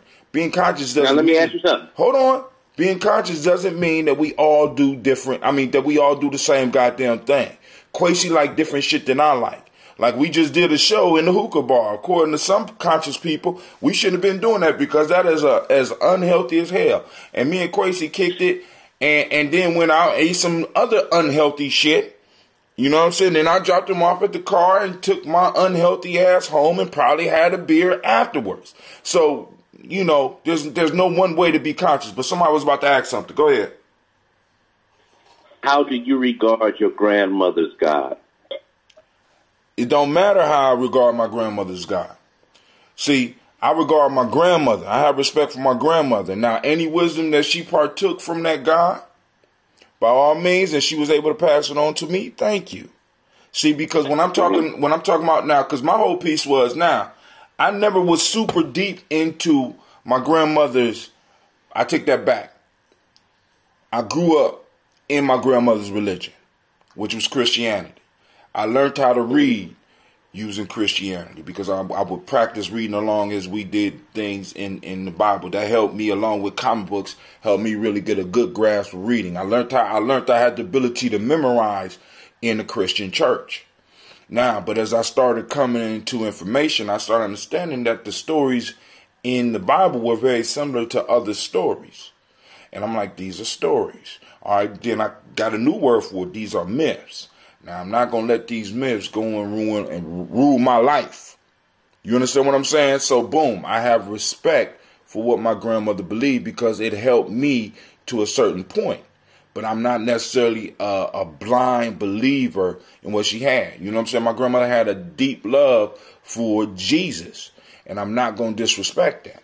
But I have a love for my grandmother, which supersedes my love for any one of these deities because I never met them. See, because people so crazy, they argue and fight over shit they never met. Never. But they'll let those that they know fall off. I mean, go ahead, Lady J. Go ahead. Go and tell me you met it. Okay. Met something. So, go ahead. Yeah. So where you meet it? And I have. Where? And I definitely have. Where? Say it again. Where? Where what? Well, you met God? In the spirit. Oh. Yep. Listen, that place don't have an address. That place, you can't give me do it. You can't. No. That don't have a location. That don't have a place. You could be making that shit up. But you can't make up your grandmother. I can't make up my grandmother. I can tell you exactly where she was. See, hold on. See this? No. You're not. You're not going. No. We're not about to get into your personal testimonies. I'm not doing it. We're not doing a testimony. I'm not about to do a testimony, but I'm about You're about to do a testimony. The same way that I know for a fact, beyond a shadow of doubt, that my ancestors guide and lead me and talk to me. And when I this is a testimony. When I tell people, this is testimony. People about encounters I've had with my guardian ancestors, they think I'm crazy, right? They think I'm making this up. Lady J. Me talking to myself. Lady J. I'm just saying. Lady J. Lady J. How can you? Lady J. How can you say you believe in our ancestors and their spirit still being here with us? Did you hear what I said? I said I believe. I know my grandmother. I don't know God. I'm talking about. No, hold on. Time out. Now, hold on. Now, and I ain't say nothing about necessarily not even believing. I know my grandmother. I know my grandfather. I knew them. I had actual weight. Listen to me. Listen. I don't know. Hold on. Time out. This whole guardian ancestor thing, because what we're getting into arguing about, once again, getting back into what you believe. What I'm talking about is to bridge the gap between us. Why don't we talk about stuff that we do know? Stuff that we know without a shadow of a doubt. That's all I'm talking about, Lady J. See, we do a daily toast to our guardian ancestors. No, Lady J. Lady J, hold on, time out. We do the daily toast, and I want to be very clear on this. Please do not try to throw my shit back at me because I will smash your ass. We do our daily toast to our personal ancestors.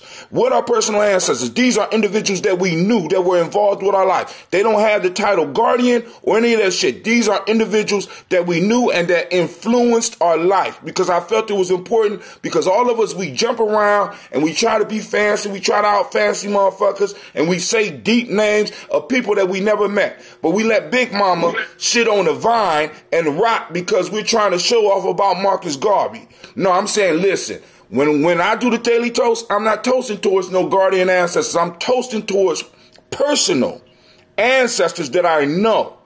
And I know that if there's any possibility that they can have my guardian ancestors. All right, well, cool. I mean, cool. Who your guardian ancestors? I bet you they line up with personal ancestors. If not, you might be tripping. Okay. All right, cool. So now you taking words and you switching words around. Stop it. Why don't you just want to argue with me? I ain't taking my medicine this morning. You better calm down and leave me alone. If you call your personal ancestors, I call my guardian ancestors. Meaning so if you understood if you understood that, then we don't even have a discussion here. Stop playing games. You're playing games. You're taking away. Me and Shaka was about to have a discussion because I said something to offend you because you want to believe in something that you don't know. All I said is that. Hello? I'm listening.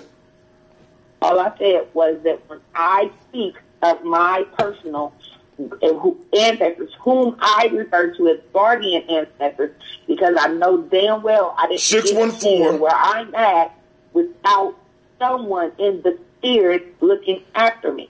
And so I call them my guardian ancestors because they watch over me, they guide me, they protect me, right? They lead me.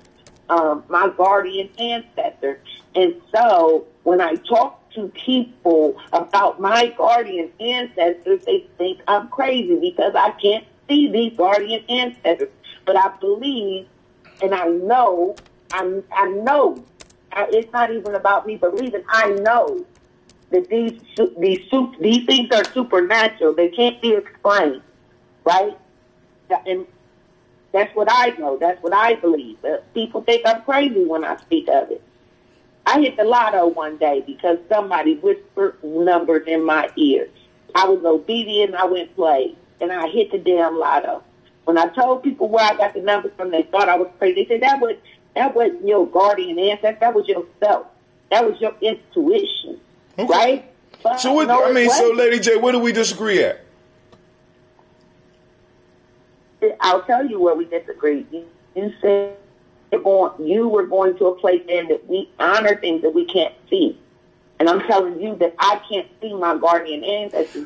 Lady J, but you just said that what I call you just said that what I call my personal ancestors, you call your guardian ancestors. So what are we discussing? What are we discussing right now? Other than going in a cycle that will never end because you don't want to. I mean, come on, man. Somebody else is on the line. Who is on the line? Uh-oh. Good morning. It's Jacqueline.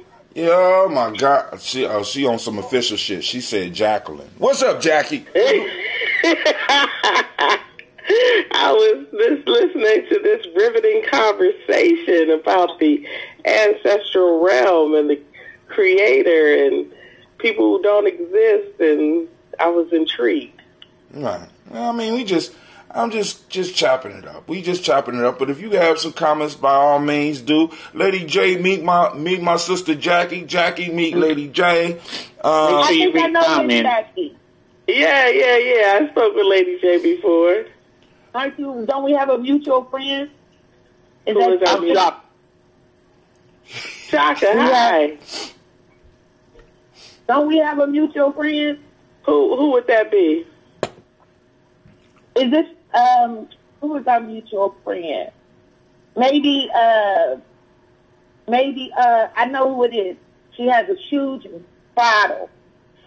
Like it's monster. Read some comments too if you get a chance out there. Okay. It's Tamiko. Is that your friend? Tamiko. Oh, maybe not. Are you? You have multiple sisters, Hatim? Oh, you said who? You have multiple sisters. Oh man, are you kidding? Oh, you talking about my? Okay, cool, yeah. I mean, you my sister, Lady J. Jackie, you my sister. Jackie, my sister. Now I got. Oh, I thought it was the sister. Okay, sorry. No, that's not. No, I've been on here before. I agreed with a lot of the stuff that you said in the past, and we had conversation last time. Yeah, that I called in, but No, I wanted to ask a question, actually. But hold on, before you ask that question, Jackie, Miss Jackie already asked, what's the number again? And Avita said, can they get the pick 3 today, Lady J? So go on. Hey, true story. True story. 2 days ago, I played 30-10 pick 4. My birthday is 301, and it did come out to pick 3. It came out 301 straight, and I did not play it. So I was at neck care for 2 days, which is why I missed y'all's show Saturday night, because I was just very close to the edge. But Sister Navita, sure enough, I played 30-10. It came out 301. So I'm on it. I'm on it, and I'm going to be at the I hit the number. I'm going to be at the market, the G&J market, spending all my ends and dividends. You better come regardless. Don't use that as a fucking excuse not to come. I actually think I'm out of town, Hatim. I ain't even gonna lie. I think that I am somewhere on Saturday. Whatever. That's why I did. Don't show up. I dare you. Go ahead, Jack. Yeah, I don't do bully tactics, bro. Okay, I'm not bullying. I'm promising. I'm promising. As soon as you started making threats, I'm promising. You ain't no. This ain't no. That's okay. You already know how I operate. Don't show up. You started making threats. I made as a plan. Don't show up, Pisces. That's it. I dare you. Go ahead, lady. Miss Jackie. Go ahead, Miss Jackie. You got a question? I ain't trying to get ready. All right.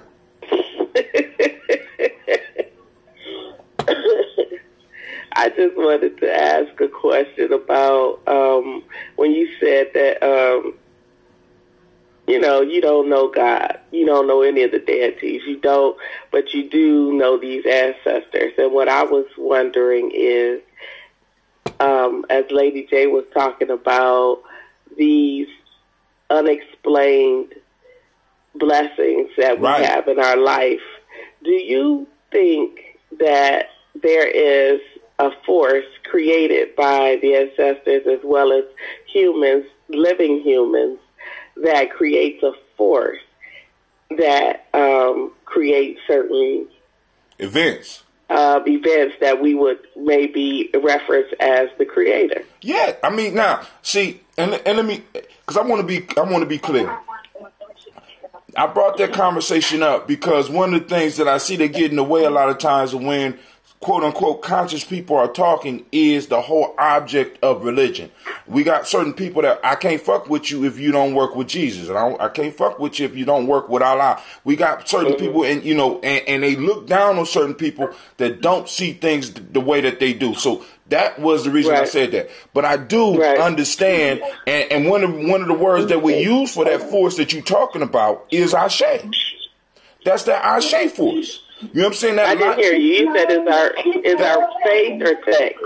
That the word that is used for that energy that you're talking about is Ashe.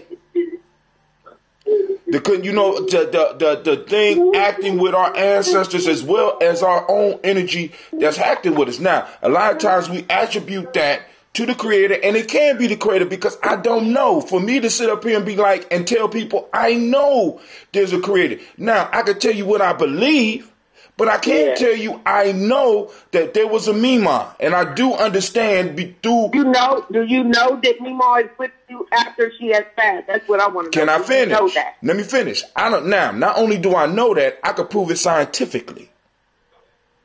Okay. I can prove that there's a force by which we call God, because all words are ambiguous, and that force is whatever energy to put things in motion. So it is. Lady J, if that make you feel good, by all means, you could go to sleep on that one. You go to sleep on that. Energy. It is all those things, and because words are ambiguous, some people just choose to call that word God, right?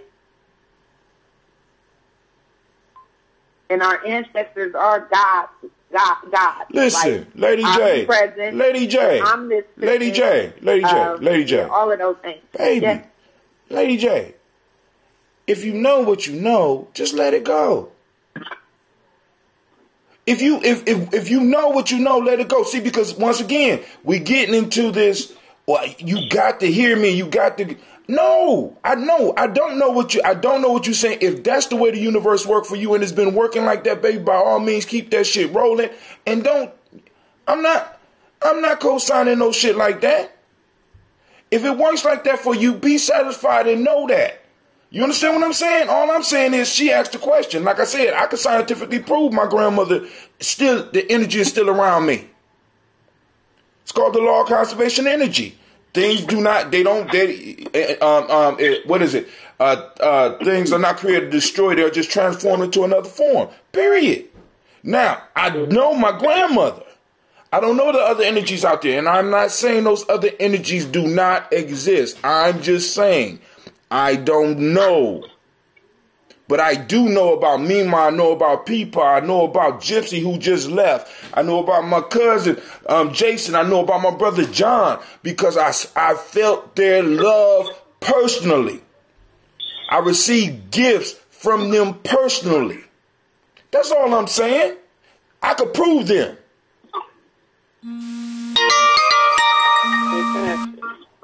That's all I'm saying.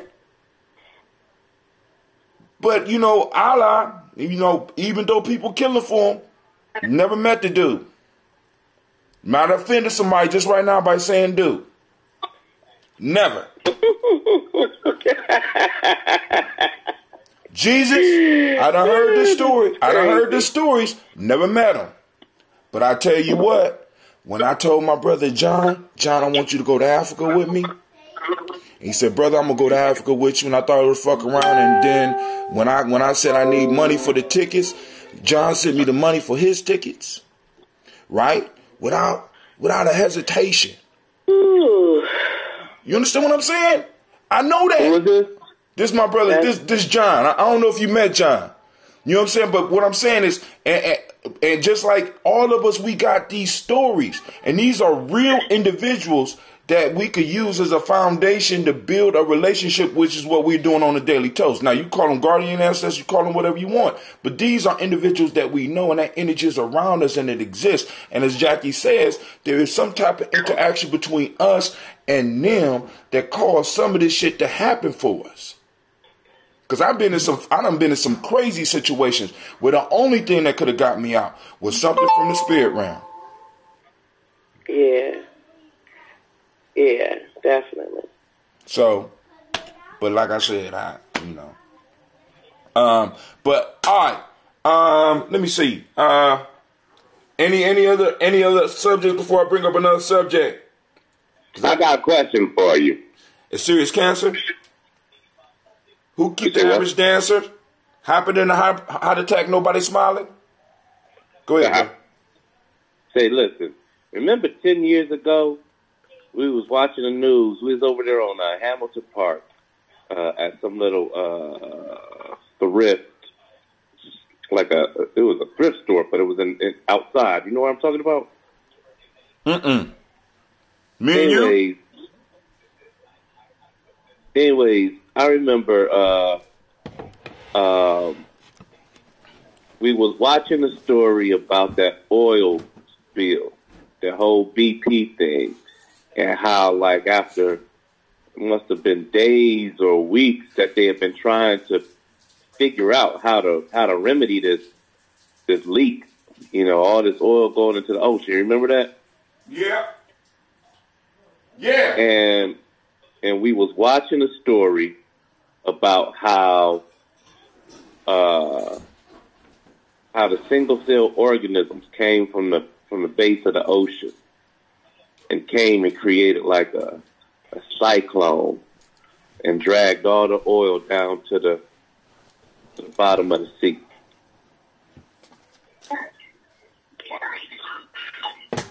And the conversation was about belief.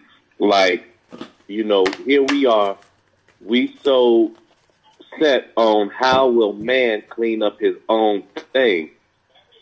That man had done something that he couldn't undo. And instead of giving credit to the universe or giving credit in the universe where it's due, We just kind of like bypassed that.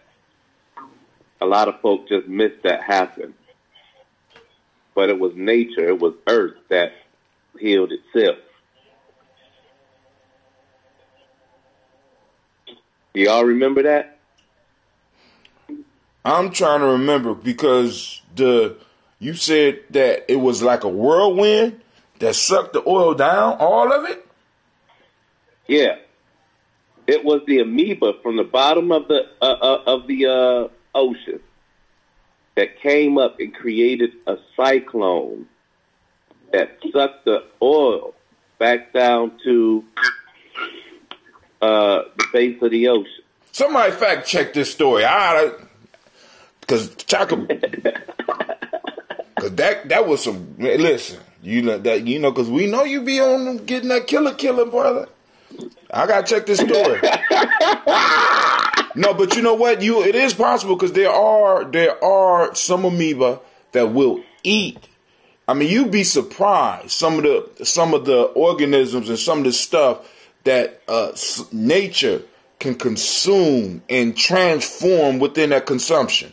I mean, there are amoeba that will eat oil. Matter of fact, they got mushrooms that could. It's incredible, man. Nature is a beautiful mystery, and I think in many ways, we lose that. We lose the reverence for the mystery by pigeonholing it. You know what I'm saying? Because it's like, it's so much shit going on here.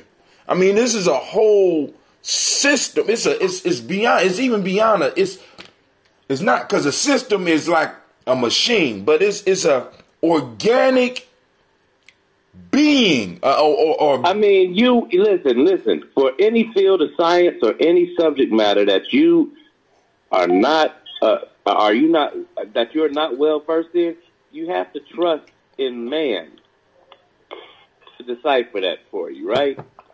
It's like there's somebody with letters next to their name who you trust because they got letters next to their name. Okay. And in a sense, that makes what do you say? It makes us dependent on these individuals' knowledge to explain stuff to us. What is the world without those specialists? Have we made them God, really, in our lives? Have we made their information superior because we're experiencing something that they're explaining through their allegory? But is it real? But the reality is that belief is what empowers everything. So do we believe more in his or her narrative that they bring about these subjects because of their expertise? And when does that information and that understanding replace our faith in who we cannot see?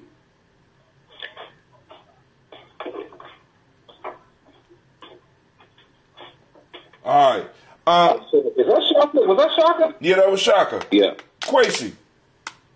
Yeah. Did you erase all the videos for the conversation we had on Friday because it was so scattered? Because I don't see them on here no more. I did. I thought that I tried to save one, but I erased that one too. Oh, it's cool. It's cool. But they was all fucked up. That was fun. Yeah, I know. I just want to make sure because I'm like, damn, I just hope they ain't just pulling stuff off. So we had a dynamic discussion on Kaumba night with some brothers from the Moorish faith. I don't know if you call them Moorish faith or Moors. They just Moors. Moorish nationality. Yeah, Moorish nationality. And the discussion, because we were supposed to talk about a bunch of stuff, but the major discussion that really took over the little bit of time we had was the discussion about the ADOS piece. And one of the pieces that I didn't really get to cover was, sister, I can't remember the sister's name right now. She's going to look it up. But we have this issue with this census coming out in 2020. We also got the election in 2020 that's popping out. How would people right now that's on the call right now feel about on the 2020 census if they had a box that you could check that had ADOS? And for those that don't know what ADOS is, that means American Descendants of Slaves. Would you check the box?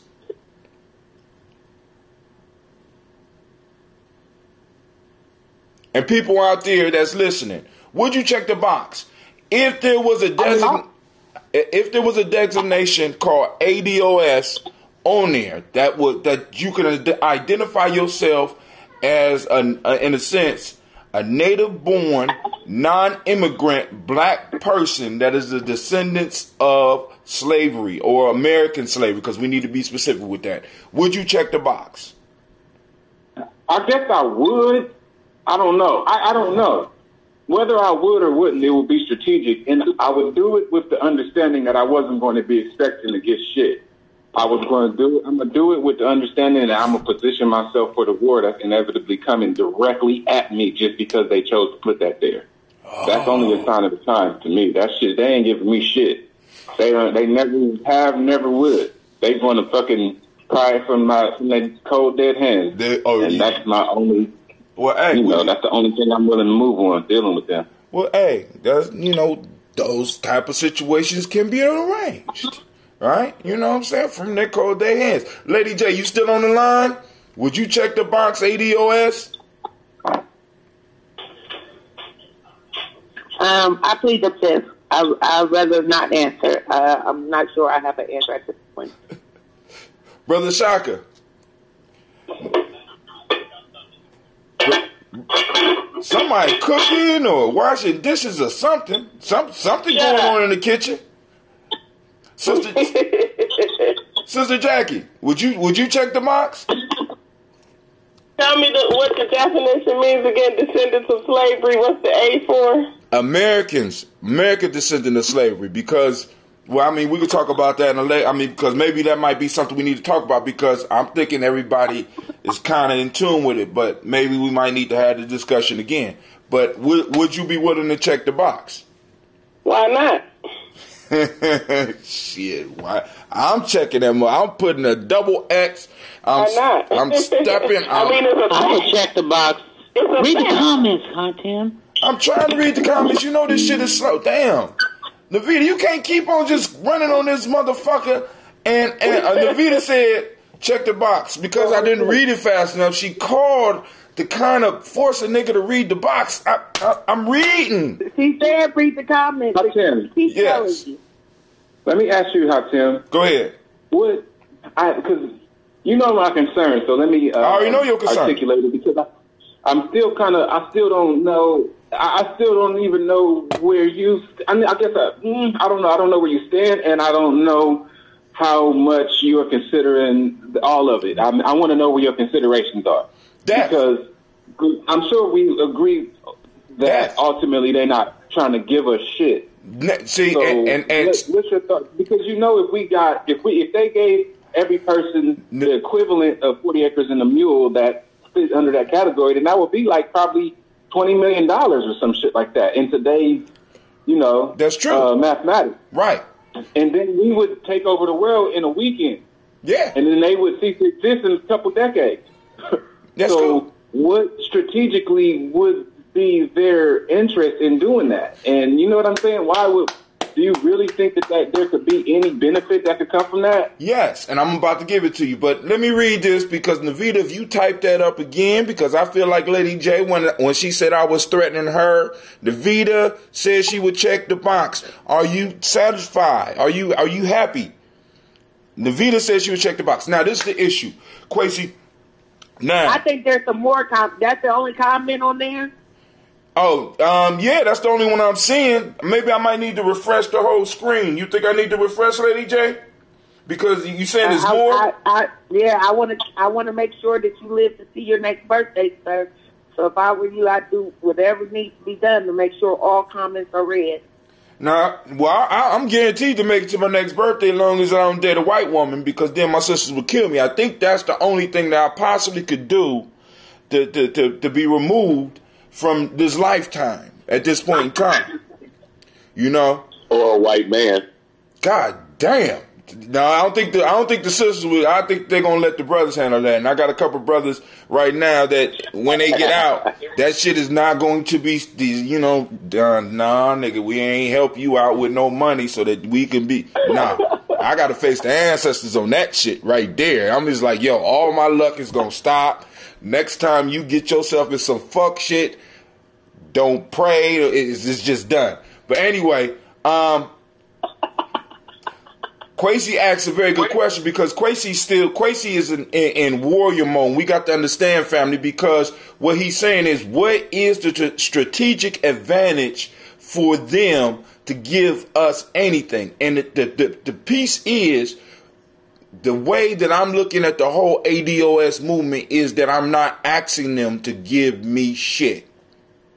Let me be very clear with you, Quasi. I'm not asking. See, we asked for the 40 acre and a mule. We asked to be treated right. We asked for equality. We asked, no longer are we asking politically, we're taking, economically, we're taking, through government systems, we're taking. My piece is, I'm putting it on the books and I'm giving motherfuckers an option. Let me know where you stand. As a politician, then boom, you don't want to deal with the ADOS piece. I need to remove your ass from office. If you are in a district that I can influence, because I want to take over where we are. And what we need to be able to show people is that all these motherfuckers are not our allies. I'm looking for my group. And I think the census will be a major way to help me. See, because the whole piece is, Quasi, it's never been about with me waiting for motherfuckers to give me shit. What I'm going to do is, as you said, I'm going to take the boot that's on my neck. I'm going to twist that motherfucker's ankle. I'm going to put him down, and either he going to kill me, or I'm going to kill him, or he going to give me what's owed to me. See, because now, because one of the issues for us is that we never really took credit. We never really, in any real form or fashion, other than us just getting upset and saying we built this country, we have never really took any international credit for what we have done. We need to start saying that shit. I have a question. Go ahead, Lady J. So would it be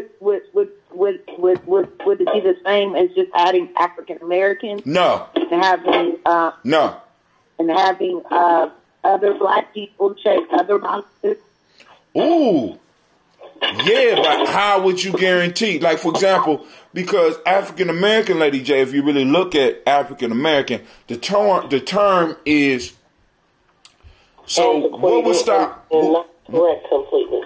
You say it again? Yeah, but well, I guess what I'm trying to say is maybe we're African American, but I apologize in advance. But the Negro speaks rivers, and I just got a problem with. I mean, I know I'm a descendant of a slave, but I don't want that to be my label. I could be a descendant of an inventor, a descendant of greatness. I don't know. Like, well, one thing we have to realize is words function as things. They hang in the room. They are actual things. And when you say certain words, they hit people in a different way. So it's not descendants of slaves. It's descendants of slavery, an institution, not a people, because we don't want to forget that these are people. That's why we always refer to our ancestors as the enslaved people, not slaves, never slaves. Yeah. So, well, in that sense, what race of people would not qualify to that title? No, see, that's why you put the American on there. That's why. Can we that's play why some bells on there? Can we play some bells on what he just said? Some who? To put some like bells when he just said that. What you mean veils? Play your special effect music. Oh, the fuckery alert. You want the fuckery alert? Or you want the class bell? No, like the fireworks. Oh, the explosion. Oh, no, I ain't gonna give you that, Lady J. You gotta get your own sound effects, because that was some bullshit. But we also can't confuse indentured servitude or people who were enslaved in America in part of war tactics, like the Japanese. We can't confuse that with slavery. Now, I want to say this, because like you said, words do hang in there, and family, and I understand the enslaved. See, I want when I hit these motherfuckers, when we hit these motherfuckers, because part of the whole piece with the DOS is, boom, you broke us. Yeah. Now you're responsible for fixing us. You brought us from a continent as a group of people, and you basically put us through a point of you put us through an initiation. I'm not done. And I'm gonna get back to Shaka's little corny point. I'm gonna get back to see, but listen, Lady J, your whole existence for me. Let me just put it this way: a lot of us we're dealing with self-esteem issues. It's like, don't call me. And some of us the lack of. Nah, but hold on. Now, if you have a self-esteem issue, it's either you have an inflated self-esteem or you have a deflated self-esteem. See, you don't affect me either way by saying slaved, because one of the things that I do need people to understand is that the people are people. Our people were enslaved, and if you are enslaved, that means that you was a slave. I want the definition to hit these motherfuckers so hard when we dealing with them. This is what y'all broke this shit. You are responsible for fixing this shit, and we're going to hold you responsible for it. Now, Shaka, we put American on the front to distinguish the in slavery or the slavery, however y'all feel, to distinguish it from every other piece, because nobody else has a claim on the American government like we do. So nobody. They broke us, and we didn't need them to repair it. As evidence. That's bullshit. Everything that happened. No, Lady J, I hope you're ready. See, because you're right. You're right. We could have did a whole lot. But what happened, Lady J? Because everything that black folks say that we need to be doing, we have already done. I could prove it to you just by looking at our history. Everything. We came together in our own neighborhoods. We put the motherfuckers together. As soon as they started looking better, then the white neighborhoods that was next to us, them motherfuckers came in with the assistance of government and took and destroyed that shit. We need to start our own schools. When we did that, what they do? Wait, time out. Lady J, you ain't gonna see, you don't want to hear, because that's part of that self-esteem shit, right? Because we can do it. We have done it. We have done everything. Now, and this is the piece. Every step we make is always they put some legislation. The government helps enforce the position that we have been placed in this country, and the government need to be able to forced to see that shit, recognize that shit, and cause repairs for that shit. See, for us to constantly say, listen, I'm not against us getting out and hustling. Don't get me wrong on that. I'm not against us building our own shit. But for us to be like, we don't need y'all to fix us. See, that'll be like the car company that gave you a car, that gave you the loan for your car, to be like, look, we don't need your money no more. Go and just drive the car, do what the fuck you want with it. Nobody does that except a foolish people. I'm kind of gonna agree with Lady J on that one though. Because go ahead. If we put ourselves in the position to say that we need them to fix some shit, then we just put ourselves in the position for more fuckery. Right. That's one thing that I think is true. And there's a lot of things that is, the most major things that need to be repaired, they can never repair.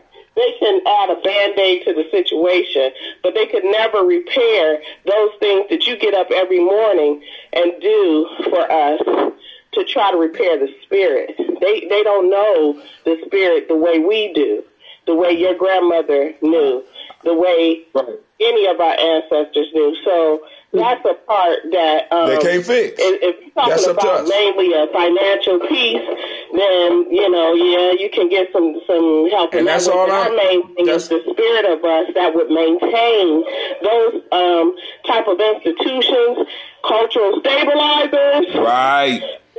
That you are putting together, that you have talked to us about many a time. Right. That's something that they cannot repair. Tell it, preach. Now, but hold on. But Lady J, see, because now check this out. I'm going to say this. Even with the cultural stabilizers. You talking to Jackie. I mean, I know I'm talking to Jackie, but Lady J, she amen it, so I'm going to get her ass. And plus, I'm not coming for you. You from Detroit. You on Avengers shit. Lady J will forgive me tomorrow. You'll be holding on to shit I won't hear from you for about 15 years. So. And the other thing I want to say is language. Go ahead. Language is so important. Right. You have to thread. You can't think that a word that they labeled us with is going to have an effect on them to say you speak as slaves. I can tell you from a writer's perspective that the wording that you use that is forceful, and you need something that puts them on the hook. There are certain language like slave is not going to affect them in any way. They're comfortable with that. But talk about the enslaved grandmothers, the shackled grandmother, the broken grandmothers of us is something completely different than to refer in any piece of legislature or any document you can put together to put them on the hook to help us in some way to get a footing. But you have to realize the people that you're dealing with is never going to extend an olive leaf, or they're not going to, if you understand racism and the machine that it is, there's like a moot point to say to help us in any way, because they have the lead in this. And they're not going to give you a chance to catch up. How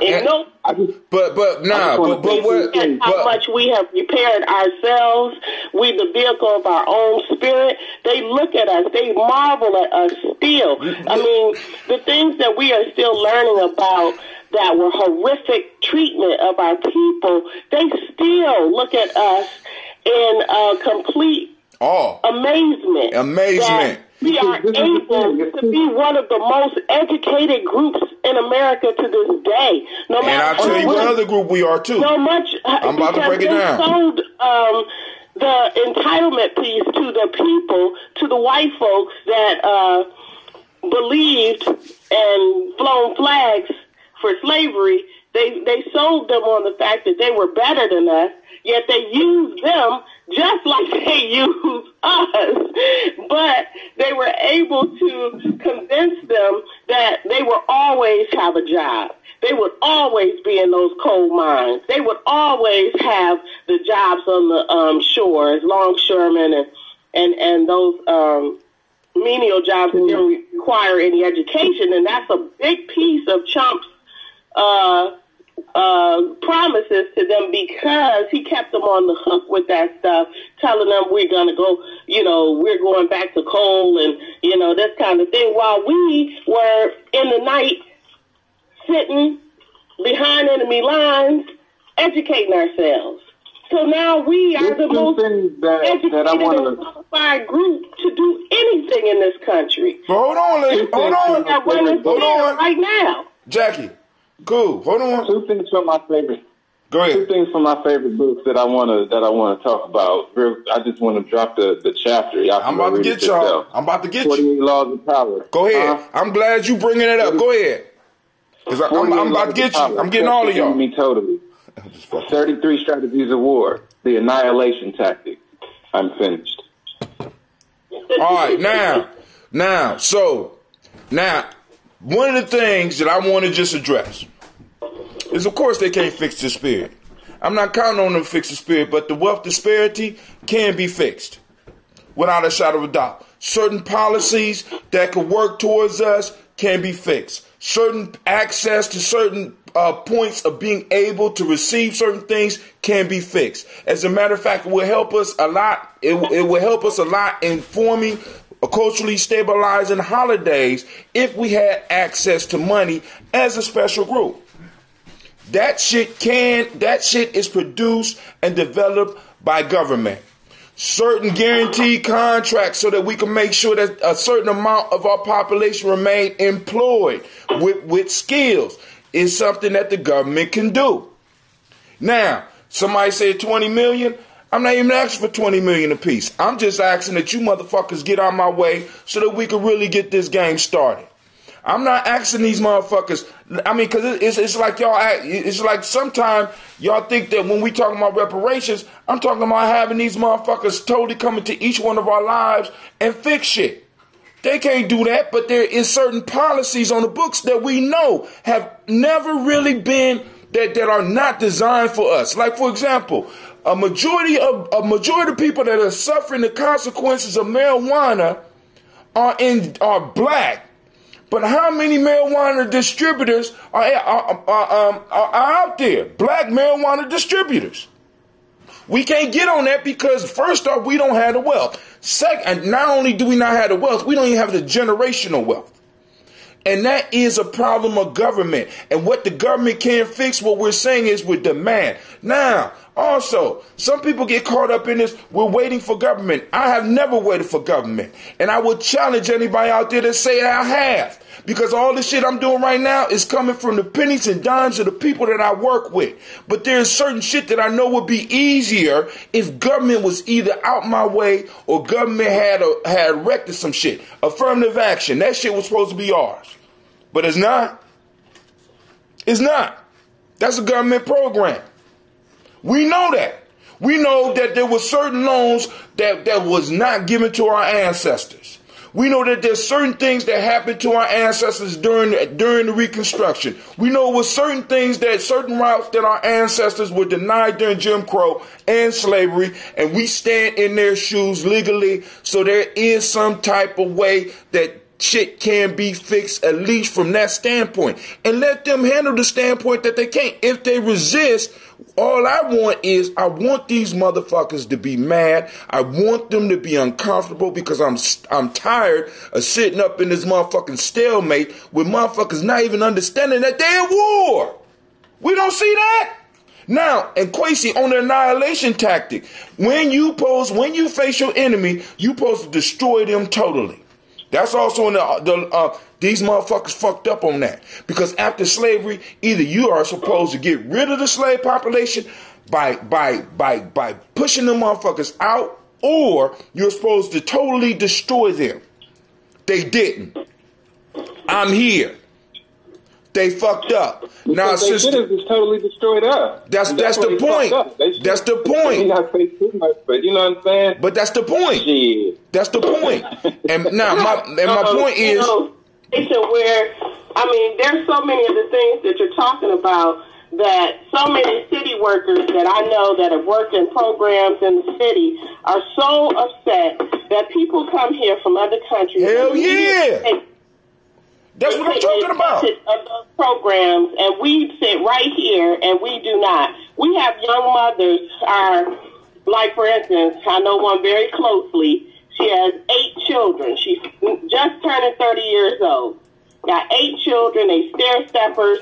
Will not go to a pantry to get food for her kids because they taught her here that would be beneath her. As an American citizen, and someone, she has nothing, hardly just a high school education, and is under the impression that, that's beneath her to feed her children. That's a sickness that has been fed to us that we have to change. We can change those things. We can use the system to get every single thing that you're talking about, but the thing that we have not done while we stand on these podiums and make these great speeches, we have not put a legal team together to demand. See, and that's. But hold on, but Jackie, against them. But Jackie, I disagree with you on that because right now with this whole ADOS movement, this is the issue of why Kamala Harris is fucked up right now, and Cory Booker is fucked up right now, and some of these other people are starting to talk about reparations. Why? Because not only are we putting together Did you really just invoke Kamala Harris? Yes. Yes, because part of the issue is when you look at it, not only, damn, did you hang up because I said Kamala Harris? Goddamn, I'm sorry. No, I ain't hang up. Oh, I'm sorry, okay. No, but the point that I'm saying is that reparations are part of politicians' conversations now. Direct reparations for us. If you look at the rhetoric, Marianne Williams came out talking about 100 billions. We got Cory Booker right now. When you say black issues, now he got to change his rhetoric. Kamala Harris had to change her rhetoric on a black agenda and possibly dealing with reparations. What we want to get people from is from probably to dealing directly with it. Because, like, for example, the woman needing counseling. Some lineage counseling, because the shit that she is affected by is some lineage shit. It's some shit that we receive, and we could go and develop the doctors that will be able to get the financing from the government because the government participated in fucking her up. Although we can do it, we can bail Medicaid. Because this is a serious medical issue. We got some serious medical issues, some serious mental issues that's coming down through the shit that they put us through. And for us not to at least present the bill, I think it's cowardice. I'm hiding because I think that if I present the bill, they're going to get mad. Fuck that. Let them be mad. Let them deal with us in the way that you really, if we really enemies, please start dealing with me as an enemy. Let me know so I can kiss my children and be like, look, it's about to go down, baby. I love you. And I know a lot of us are scared of that shit. I just want the truth. That's it. I'm saying I pay these motherfuckers every time I go buy a pack of cigarettes. Every time I buy. Huh? I said that's the one thing I do commend Trump for, because we do know the enemy up front and close and personal now that he is in office. But even as an enemy, some of his rhetoric benefits us directly, because even though the wall really won't do nothing for us, he is speaking out on some of the immigration issues that you just brought up. And a lot of black people don't even know that shit is truly affecting us. I mean, and it's crazy to me. And it's like, we can't keep on, listen, and Quasi, all I'm saying is, as men, we have a bill that we need to at least present. And these motherfuckers need to let us know what they're going to pay, whether they're going to pay, whether they're not going to pay.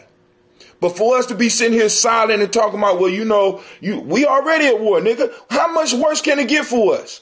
The average black family wealth, not income, and I keep saying not even average, the median is $1,700. That means that that 50% of our people could only exist for 1 month on the wealth that they have. 1 month.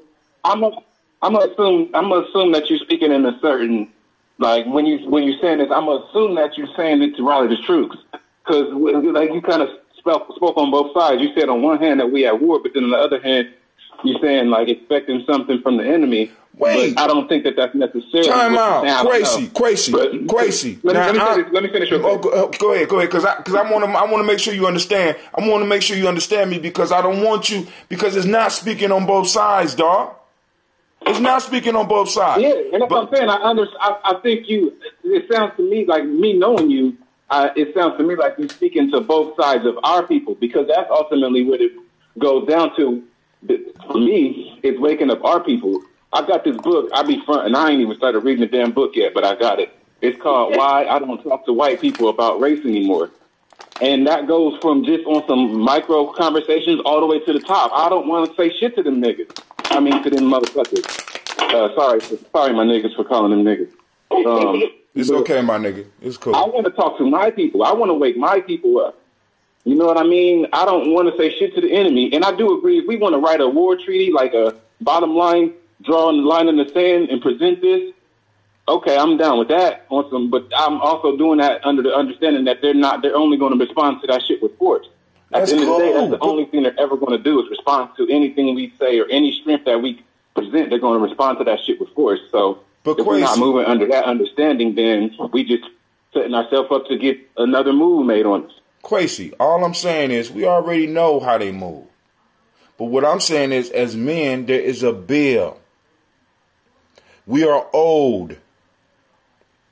And for us not to present the bill because we scared that these motherfuckers is going to make a certain move, we already know. They done hung us. They done burnt us. They done did all types of shit to us. They done came and killed whole motherfucking towns of us that was doing it for self. The fuck? We already know. You know what I'm saying? But let's present the bill.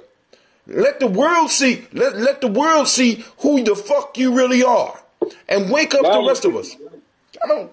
You know what I'm saying? And for me, I honestly think that these motherfuckers,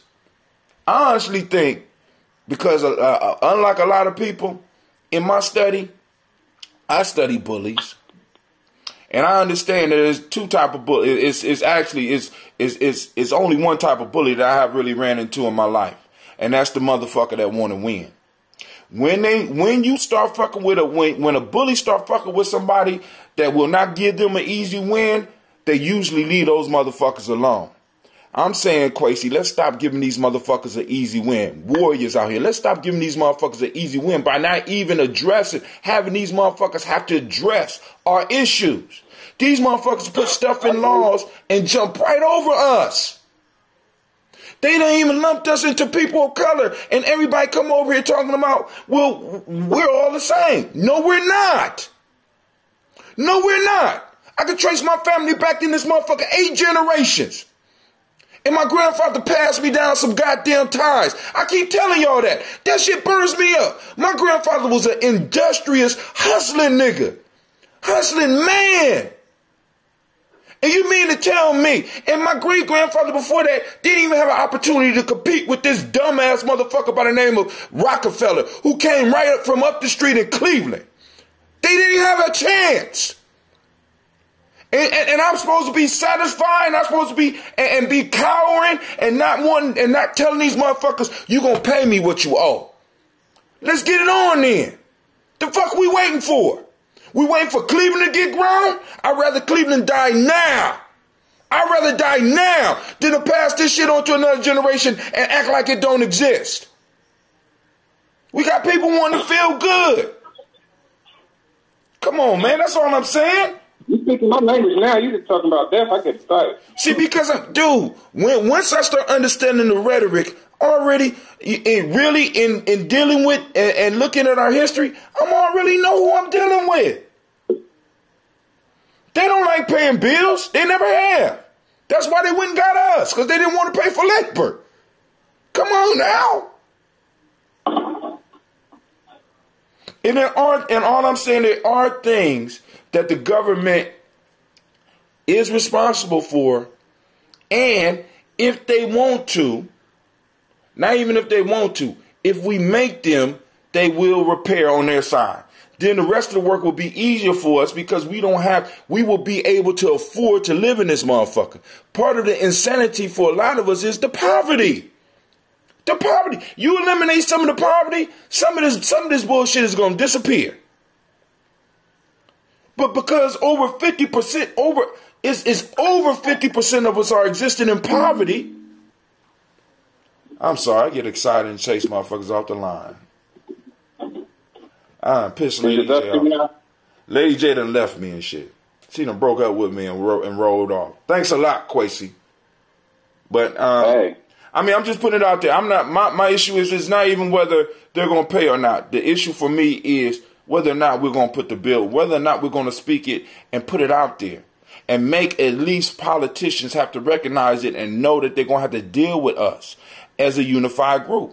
And I think putting that thing on the census, regardless of what it is, that where we will be able to know exactly our numbers. Maybe not exactly, because we already know most of us a lot of black folks ain't going to fill it out. But for other reasons. You know what I'm saying? But and you know, but you know, I mean, they can't just keep jumping over us and then charging me, because what was even more embarrassing for me. Think about this, Quasi. We paying and Jackie, we pay taxes. These motherfuckers are extracting taxes from us in everything that we do and everything that we purchase, and then turn around and say, y'all don't get shit. Fuck you, nigga. Exactly why I always tell people, whenever any major stuff goes down, and this, they always asking us, oh, you know, send some money to American Red Cross, send some money. Yo, we've been sending the money. What you gonna do with our money when the catastrophes happen? Put your foot on the government's neck first to help people, then to keep digging in our pockets for stuff that is supposed to already be allotted for these people that suffer in these catastrophic situations. That's right. That's right. I preach that all the time. Stop going to American Red Cross or whoever else to give them their money. They got the money already. And they taking it every time you buy Laffy Taffy. You know, I mean, every time you go to the movies. Yep. Everywhere in Ohio, at least in Ohio, what we don't pay taxes on is food. But everything else is taxed. And they are extracting this money from us. Now, if as the Morris brothers say, we have a contractual agreement with them, then we need to renegotiate the contract agreement that we have with them. That's all. That's all I'm saying. And in most negotiations, you're going to have to be able to show what damage you're going to do by you not by. Because I always say, I say this all the time. Well, I just started saying this because I got this off Black Media. We got to be able to reward our friends and punish our enemies as a group. And we're going to get whatever we want. Or at least be organized to take whatever we want. That's all I'm saying. Because, you know, Quasi, how do you know that 20 years from now, 15 of the young men and women that we working with right now in some of these programs might not be in some power positions in this, at least in the city or maybe in the federal government, and be able to pull some levers for us to get whatever the fuck we want? I play long term and short term, my brother. I'm you know what I'm saying? I have recreated myself already 15 times. So I'm not even concerned about that shit. I'm playing long term. I'm playing war games. So I know that once the demand is on the table, it's only a couple of faces they're gonna show. They're history. Go ahead, I think bro. we kind of automatically sometimes do this, Tim. Like when we have differences with, I think we done just kind of fell into that role to where, I mean, you already know I respect you. I already know that. And one of the things that we've done over the years is we've presented each other with ideas that help each other come to new understandings. You know what I mean? So right. Sometimes I think we automatically do it to help other people develop their thought process by presenting both sides of it. And that's really, in this conversation, you have presented me with things that have made me reevaluate my own perspective. You know what I mean? Like, and that's kind of what we need. Like it says, it takes a brilliant person to be able to hold two ideas in their head simultaneously without committing to one. You know what I mean? And that's the type of brilliance that we need to be able to get out of this. We need to be able to evaluate both sides of things and think. It's called thinking strategically, and that's something that the enemy has been doing, and I don't even think they're that damn good at it. I don't either. I mean? That's what bugs me out. I don't even think that. What's crazy to me is I honestly believe this, and after looking at years, and I mean after all the stuff that I'm looking at, these motherfuckers have been on a lucky streak for a very long time. Literally, if you look at history, they have been lucky. It's crazy to me, motherfucker. And then we chop it up to their brilliance. No, these motherfuckers have been very lucky. Because if they were smart, if they were smart, when they had all of that momentum in Africa, they would have just killed all of the Africans, kind of like they did all of the Native North Americans, and just kill everybody. And then by now, they would have annihilated everybody else, and they would have been able to slow. They wouldn't be this far, obviously. They probably wouldn't have survived, but that's probably why they did that shit. But if they were smart and strong enough, they would have just annihilated everybody like the war treaty tells you you're supposed to do, and then have built up that shit slowly. And they wouldn't have this issue that they have. They have to deal with us. Whether it's with paperwork, whether it's with war, they have to deal with us. And that's the thing that we need to realize, is they have to fucking deal with us. We're a problem. And like from a math perspective, we're a problem on the institution. And that shit has to be solved. It has to be worked out. And there's multiple solutions. Like division is multiplication backwards. You know what I mean? So if we start understanding that shit from that perspective, it's more than one way to skin a cat. And we're the skinner. Like when we're talking about the whole descendants of slavery, that whole piece, it's like we're architects, we're the builders. You know what I mean? If you want to look at it from a way that's more empowering, we're the builders, we're the architects. So that's all I'm saying is hold people responsible for what they're responsible for. And it's just like, because for me, I mean, because you got to understand, man, descendants of slave, for me, when I first started hearing it, was like, I got to let people, I'm like, oh my God. But yet I'm seeing these young people getting out here and hemming up these politicians and watching these politicians hem and haw in a way I haven't seen in my lifetime. Let me just put that, in my lifetime. Prior to in the 60s and shit, before I was born, and you would have individuals confronting politicians and confronting the system. I have not seen motherfuckers hem and haw like this until motherfuckers start coming out. I have not. And I'm so impressed with these young people, man.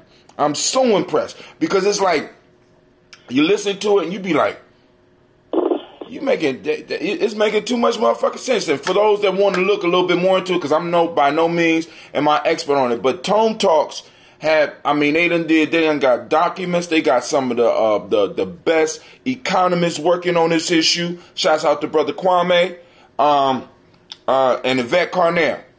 You know what I'm saying? Just check out the stations. Go and listen to it. Then also, of course, now you got Professor Black Truth, and you got Jason Black. You got Tariq Nasheed. And, you know, so, but the best two for me is Tone Talks, Yvette Carnell. Period. You know what I'm saying? It's like, boom. And they give you a perspective where it's like, damn, I can see it happening.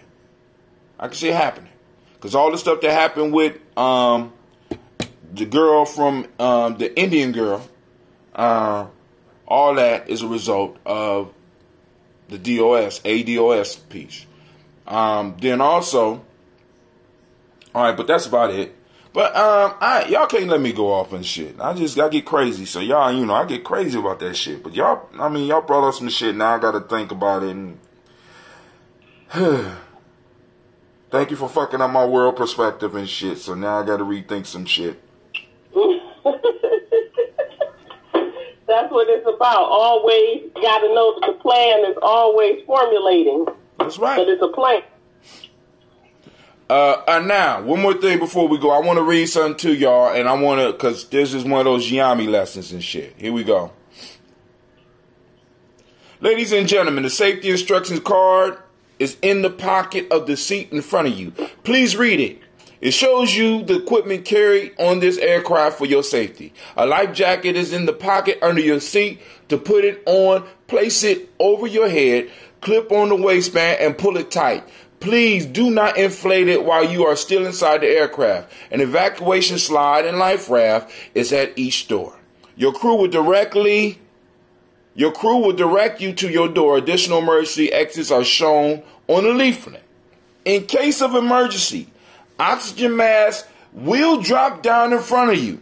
Please pull the mask down towards your face and place the mask over your mouth and nose. If you are traveling with a child, please attend to yourself first, then the child. Breathe normally. Adjust the headband to suit yourself. Real life here, Johnny. Hold on. Sasha! Why you up there screaming? Are you all right? Gina, you all right? I just heard somebody yelling shit. I'm sorry. Real life here. Sasha's sick, so I got to check on her. But now I read that because I want to go into this whole piece because with the ADOS movement, there's some beef between but there's some discussion, some strong discussion between ADOS and other groups, especially Pan-African groups.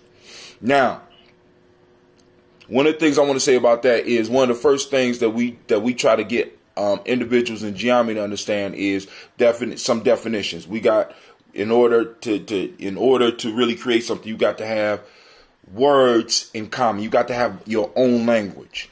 So in many cases, me and Kwesi could possibly get on the air and have a whole conversation without really anybody outside really understanding what we're talking about, unless they really got inside the geometry. It's possible, because and the shit has been done before. But the point that I'm saying is, in geometry, one of the first things that we work on is a nation, because a lot of people that come to geometry are nation builders.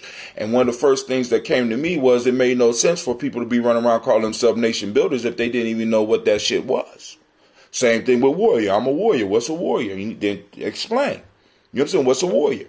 So we could start breaking it down, looking at definitions. Now, getting back to the Pan-Africanists. Now, what Pan-Africanism says, and it's a beautiful thing, it's saying as a global community, we need to pull our resources so that we could take the world, or at least Africa, for Africans. Period. Black folks, all of us working together to fight against this West Asian horde that has rolled down into our lives and caused confusion all over the goddamn planet. And it's a beautiful plan. Let me put it this way, it's a beautiful idea. Now, what I had to do when I was looking at, because when I first started listening to these young people, was that, because I ain't call, because some of them might be old as me, but I know for a fact that two that I listen to are younger than me. When I started listening to Yvette Carnell and Tone Talks, the first thing that bothered me was, boom, they're going against the whole we all black thing. I don't know if I could really fuck with that. Now, I read this piece up front because I wanted to always remind people that in these emergency procedures, when the oxygen mask drops down, you're supposed to put the mask over yourself first. So now let's go to the definition of a nation from geometry standards, which we basically pulled out looking in dictionaries and shit. What is a nation? A stable, historically developed community of people with territory, economic life, distinctive culture, and language in common. Now, in geometry, we also teach that basically a nation, there's very little difference between a nation and a city. A nation is just a bigger piece. It's sort of like it's a group of cities together. So a nation and a city, it can fit the same definition. And a city and a county could fit the same definition. And a county and a community could fit the same definition. My fault. The county should come before the city because most counties are bigger than cities. So a county, then the city, then the community, and then within that community, what makes up that community? Groups and tribes. Tribes can fit the same definition that a nation does. And what is that? And then we could go down a little bit farther. We move from tribes to families, and families are composed of individuals. So now the question is, for me, is how do I best serve my people? Do I serve it by trying to put everybody mask on first, or do I serve it by putting on my mask so that I am better able to put the mask on my family and move up from there? So looking at the definition of a nation, if I take it, or if I look at the key of a nation, of a city, of a tribe, of a group, is that individual. If the individual is not learning to take care of themselves, then they're not going to be able to take care of the larger collective. Now, let me say this by saying this. Now, in Pan-Africanism, what Pan-Africanism is that we're taking care of all black people. What the ADOS movement is asking us to do is to first take care of us. Eliminate all the other bullshit. Focus distinctively on our issues here. Because when we solve our issues here, and we already know how we are as a people, and and anybody out here can attest for, once we get our shit straight here, we're going to reach out all over the world to start helping other people like us. So the beauty of this, and see, because for me, it's kind of hard for people to see that this movement is an extension of Pan-Africanism. Actually, you need this movement first in order for Pan-Africanism to actually come into reality. Because if black folks over here don't have shit, we're not holding on to shit, and we barely can help ourselves, but yet we're trying to focus on international issues, I think it's useless. That's just my personal opinion. So as me being a nation builder, right? Before I'm a nation builder, because I tell people, I'm not quite at the nation builder phase yet. Why? Because we don't have a goddamn nation. I'm at the tribe building phase. I'm a tribe builder. I'm a family builder and a tribe builder. I'm building families and tribes. And hopefully the next generation, like Kwesi and his crew, they'll be to move up to city builders. You know what I'm saying? We call ourselves nation builder because that's a fly term. But right now I'm only at the tribe level. Hopefully I could be able to push the next generation like Kwesi and Deshaun and the brothers that's younger than me. I could push them to the city building level. And from the city building level, we could move to the state building level. And from the state building level, we could move to the nation building level. And then from there, we can move to the international level. But each of these are a level. And if we don't handle our businesses at each level, we make every level that we try to get after that, we put it at risk. And I think by us learning to handle our business and focus directly on what we are dealing with, will not only address our issues, but it will solve a lot of issues worldwide. I'm just saying, and I just wanted to cover that. So let's put on our mask first, family. That's all I'm saying. Let's put our mask on first. We got to build our families. We got to build ourselves. We got to build our families. We got to build our tribes. And then we got to build who we are right here in America so that we can be an example for other people. Because my whole life, people been telling me, as long as I've been traveling, it's almost as if people around the world are waiting for us to make a master move. And I honestly believe that this ADOS piece is a master move. Just like Marcus Garvey was right on time, just like Booker T. Washington was right on time, just like Elijah Muhammad was right on time. I'm thinking that this right here is the moment. And this is what we need to be pushing. It could be something else out there I don't know about, because a lot of people don't know about the ADOS. Do I still got callers? Y'all still out there? Why y'all let me go that long? I appreciate it, though. You had to get that out for all that good positive vibes. I'm just saying, man. Yeah, people needed that, and that's so real. Because honestly, I don't know. My theory is that on a more ancient level, that it was just tribe and nation.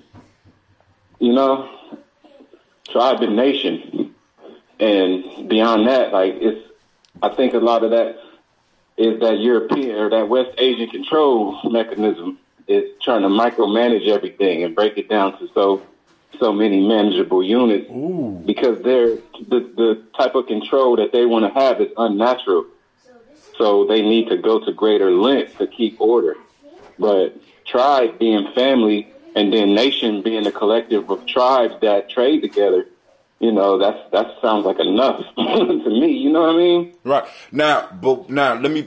They did, because at one point in time we did what was called city states as well. You understand what I'm saying? Because like certain of the places in Africa, we wouldn't really classify them as nations. We would classify them as city states. But all of these things are built up on strong individuals. Because when we was having a discussion with the Moorish brothers, one of the things that me and you we agreed on, because he brought up the point, why didn't they stop when Marcus Garvey had his march? One of the things that me and you was able to see, it wasn't necessarily the law. You know what I'm saying? I don't believe that. what I believe was they didn't start that march with Marcus Garvey and that the UNIA convention when they brought all those people because they didn't want that smoke. Yeah, it's the law of nature. It's the law of the jungle. The law of the jungle prevails over every other law. You know what I'm saying? That which can be eaten will be eaten. That which can be eaten will be eaten. Right? Until you move up to the top of the food chain. You know what I'm saying? Then the only thing you got to worry about is disease, like what we are right now. Disease of white men. I'm not at the top of the food chain yet, but I'm working on it. You understand what I'm saying? So bringing that point up, I'm saying that if you have the individuals in the tribe and your family geared towards understanding, listen, it's victory or death, or as Professor say, freedom or death. Freedom or death. See, what you was just saying about how the people around the world are waiting for black people to rise up. Think about how many efforts that they go to. I even think a lot of white people is waiting for that. They are too. A lot of white people is part of this bullshit. You know what I mean? Because think about all the efforts that they go through. The powers that be, the 1%, the less than 1%, they portray us in the media as a certain character that makes that, and then they bring it back here to convince us that the rest of the world thinks of us in a certain way. But when I went to Brazil, I got celebrated. They fucking loved me. Same they thing. was like, holy shit. They had all of these. There was stereotypes about me, but they was all positive. Listen, you know what I'm saying? So was the same thing. They created with the shit, but they was looking at my feet like, oh yeah, I ain't fucking with this nigga. Like, same thing in Ghana, man. And it's like we get a certain love all over the world, and we are able to be influential. And the piece is, once we do shit here, it can't help but to spill out. It's gonna automatically become an international movement. It's going to become international. People don't even understand. I mean, I don't see how we don't see that.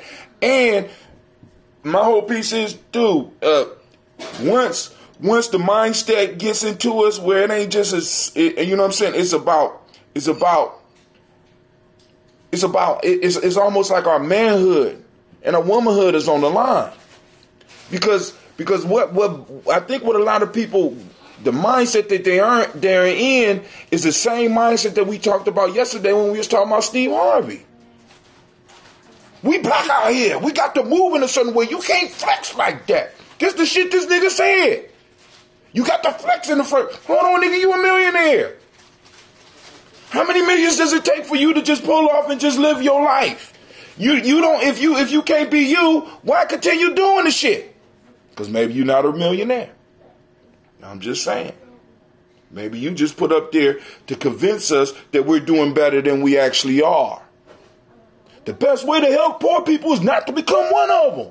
When all of the people that's watching you is poor people. And it's this mind state that we got that makes everything okay. This whole bag mentality. That's going to be the major thing we got to get. This where's the bag mentality. You know what I'm saying? Because when I start talking to motherfuckers and they start talking to me about money first, I don't fuck with them no more. I ain't got no time for it. I got enough people around me that can do shit, nigga. You want to talk to me? I'm sorry. Go ahead, Jack. Are you talking about that thing between him and Monique? Him and Monique. Because the thing is, that whole industry is straight up, bullshit. Yeah. So, to be quite honest, the shit he talking about is how they move amongst each other anyway. And the thing about Monique is she's an opportunist as well. Oh, yeah. And wasn't starting no fight for because come on, Netflix is paying black folks. The issue here is, are you qualified to make that same dough? And then when she wasn't given that same treatment, because she's funny and everything, but she ain't no Dave Chappelle. Quite honestly, you just can't compare the two. It's apples and oranges. I never really seen her shit. I appreciate where she's coming from, but it is not altruistic. It is not it's something I see regularly in Baltimore. She completely opportunistic and about herself. I can dig it. And she tries to, put some black folk on it and use some black folk colloquialism from time to time, but use a proper tone with it to, try to bamboozle somebody, but I mean, she really thinks she's someplace else in the atmosphere than she really is. And believe you me, I really do believe that she will take some of the tactics that he said, but that's the industry they're in. That's how they get down. It ain't nothing like what you talking about, what level you on. You can't even bring them into the conversation at all. But what I'm saying is that mind state comes into the conversation. Because it's the money game. It's the, you know what I'm saying? It's not the integrity game, it's the money game. And I do see, go ahead. Go ahead. Well, I mean, well, as far as Monique and the interview with Steve Harvey, and yeah, she's an opportunist as well, but some of her points that she made, in my opinion, when she broke down, even though you may not, she may have been funny. First of all, I remember when Monique was at her height, and she was very funny. And I remember she was one of the top female comedians that were out at one time. I remember when she did I Could Be Your Cellmate. Everybody loved that. I remember when she was in Roscoe Jenkins, she's won an Oscar. And when you go to the credential piece, she has something that none of the other comedians that she mentioned had. But her initial issue was not with the Chappelle and the others. Her issue was really with the fact that they had given Amy Schumer more money, because Amy Schumer came and said, hey, y'all ain't paying me enough, and I feel like y'all need to pay me more. And they was like, you know what? You're correct. And I'm sorry, go ahead. I've been talking.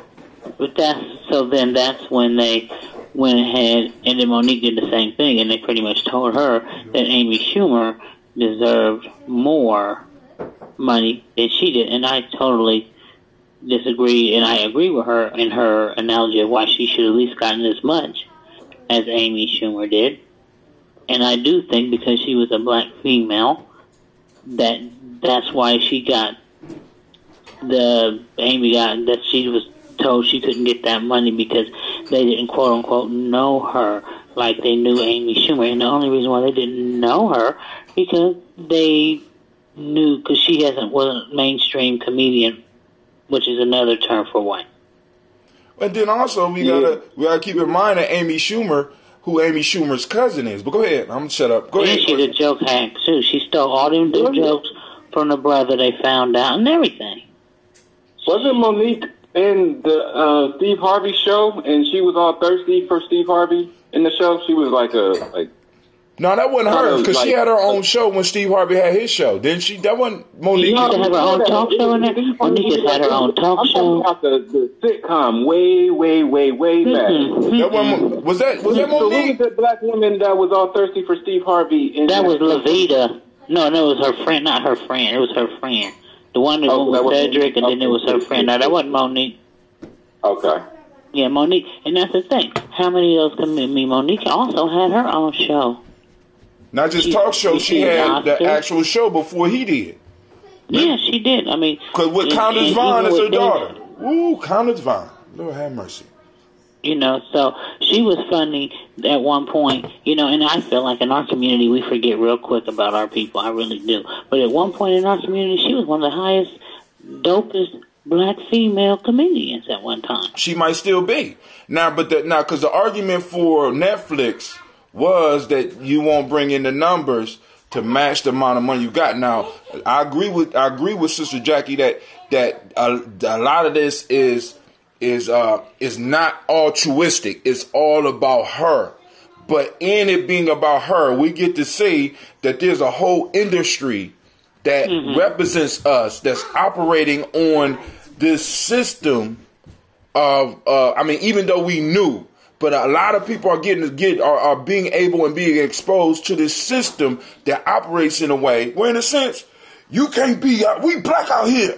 You can't be moving like that. Right. And you the boss. See, because the rhetoric that comes out for a lot of these dudes in the industry, Jackie, and I know because you be is that they're the boss. Steve Ray, what the fuck you talking about? And I think a lot of her black backlash came from, and like you said, I understand that she's a part of that system too, as well. But she was willing to go out there and she called names early on.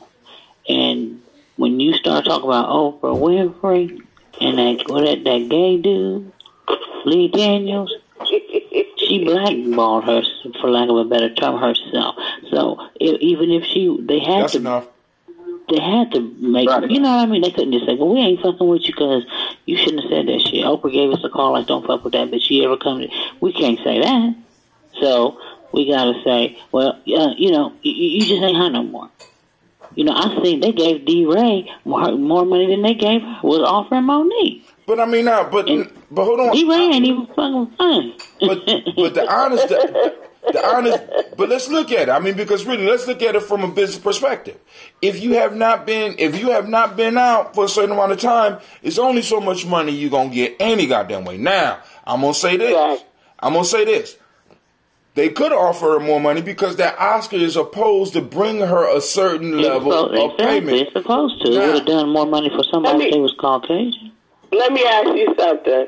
Look at all of your Oscar winners. Outside of Denzel Washington and Meryl Streep, how much work do you see Oscar winners get after they get that Oscar?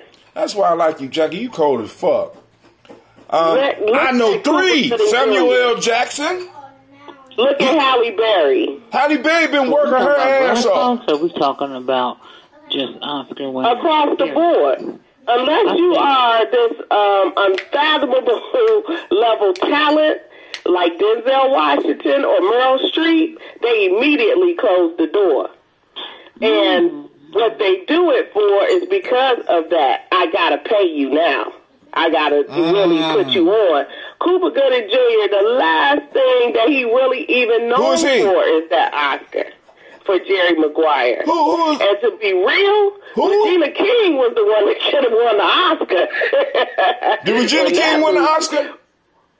Huh? Did Regina King win the Oscar?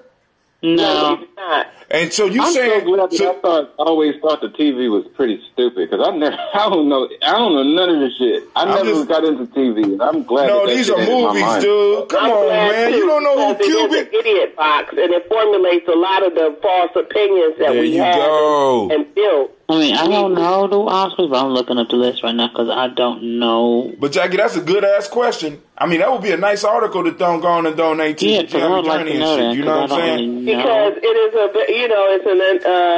everybody looks around at these Oscar winners like, oh, they about to really get some work. Nah, dog. It don't go down like that. And also, what's his name? I hate to bring him up, but Drake was mentioning at the Grammys. He was like, just because you talented they turned off his microphone. What happened?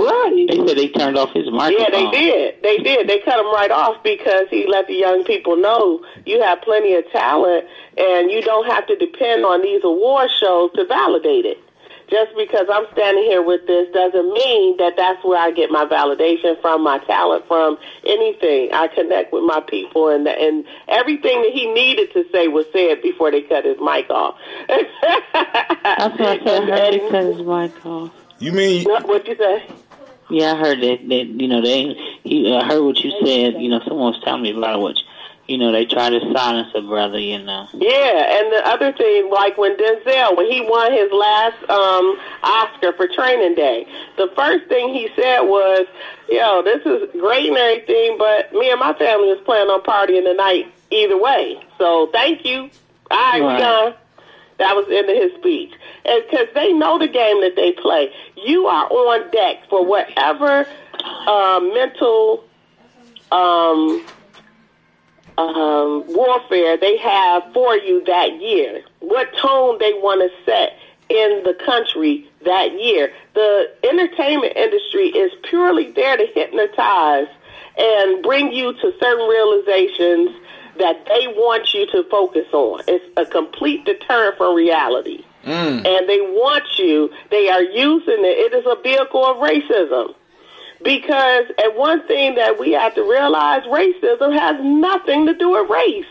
It really and truly has nothing to do with race. That's a whole nother show. The race piece is just a distraction. That's a whole nother show, Jack. Don't start that shit right now, please, because that shit is so dope. But if you really want to just sit some kids down and get them on the elementary level of how racism works, once again, I'm telling you, watch that movie, Free State of Jones.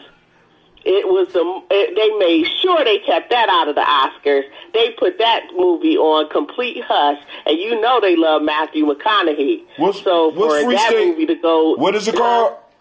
It's called The Free State of Jones.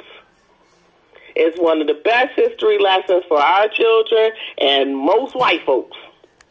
And everybody should be watching it today. And is it on Netflix? What is it? Is it on Netflix? It may be on Netflix. I'm not certain, but I think it is. I might be able to get it on Amazon. I got that shit too. Yeah. Okay. But so I'm on. So we got with our homework assignment. Miss Jackie said, because now she's pretty good because she just suggested a book that I check out. A Warmth of Other Suns. Yeah. Read it today. That shit was that shit was pretty enlightening.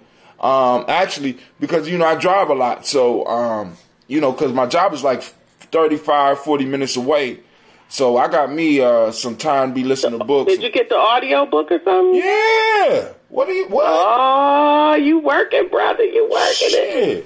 My kids. Listen, my kids.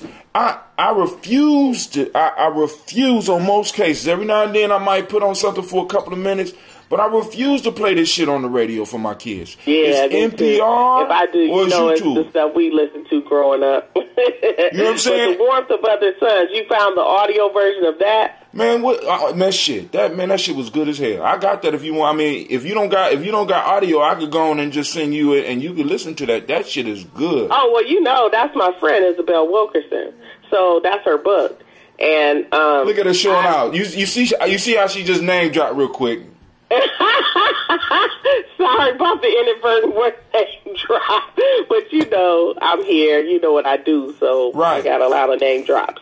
But that book is very enlightening to our process and understanding ourselves. And she that was blood, sweat, and tears on every page. What was dope? Please. What was dope about the book was it gave you factual information within the stories that were told, and that is